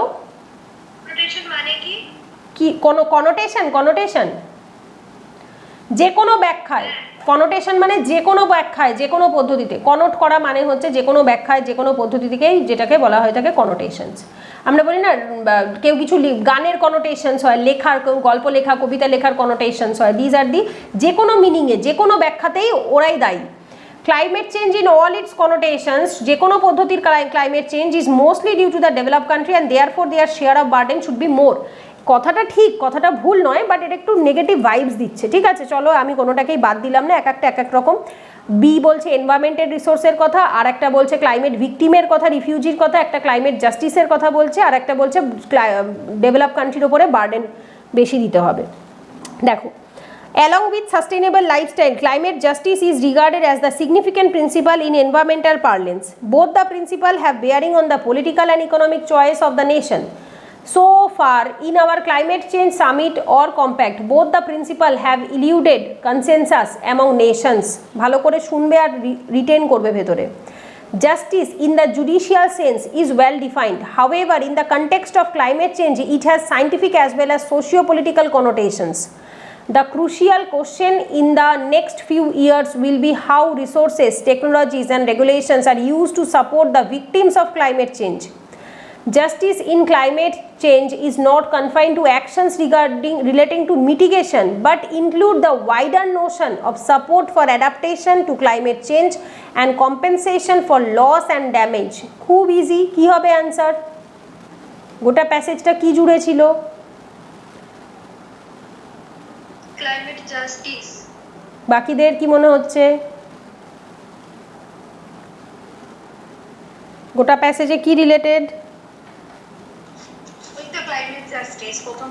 প্রথম লাইনেই আছে ক্লাইমেট জাস্টিস। ক্লাইমেট জাস্টিস, তারপরে দেখো প্রথম লাইনে আছে ক্লাইমেট জাস্টিস, তারপরে দুটো লাইন পরে দেখো জাস্টিস ইন দ্য জুডিশিয়াল, তারপরে দেখো কনোটেশনস, এই যে socio political, scientific as well as socio political connotation, তারপরের টার্মটা তো দেখবে regulation, support the victim of the climate change, justice in climate change is not confined to actions. সব জায়গায় শুধু এটাই বলেছে যে ক্লাইমেট জাস্টিস যেটা should be ইনগ্রেন্ড in detail in the rules of all the new climate compact and agreement. দেখো এই টার্মটাও দেখা আছে, both the principles have bearing on the political and economic choice of the nation so far in our climate change summit or compact. দেখেছো, summit and compact, ভবিষ্যতে যত আমরা compact বা agreement sign করব তার ভেতরে ক্লাইমেট জাস্টিসটাকে একদম ইনগ্রেনলি ভালো করে ভেতরে রাখতে হবে, যে যে সমস্ত দেশের প্রতি অন্যায়গুলো হচ্ছে তারা যাতে জাস্টিস পায়।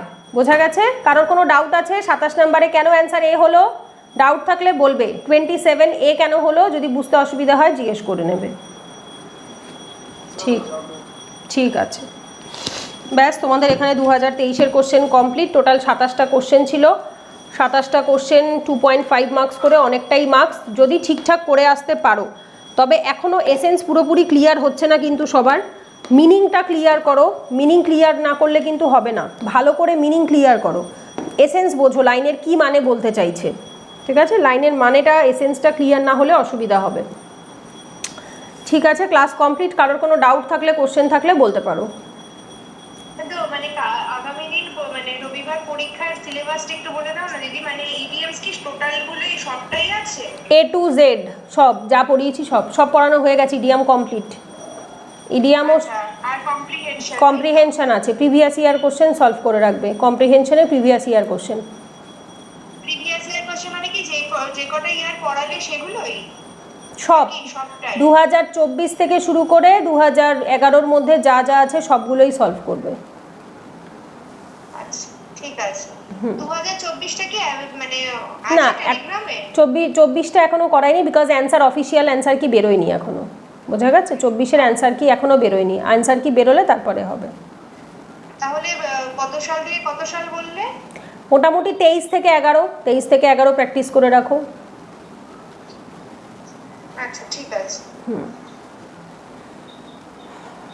ঠিক আছে, কারোর কোনো কোশ্চেন?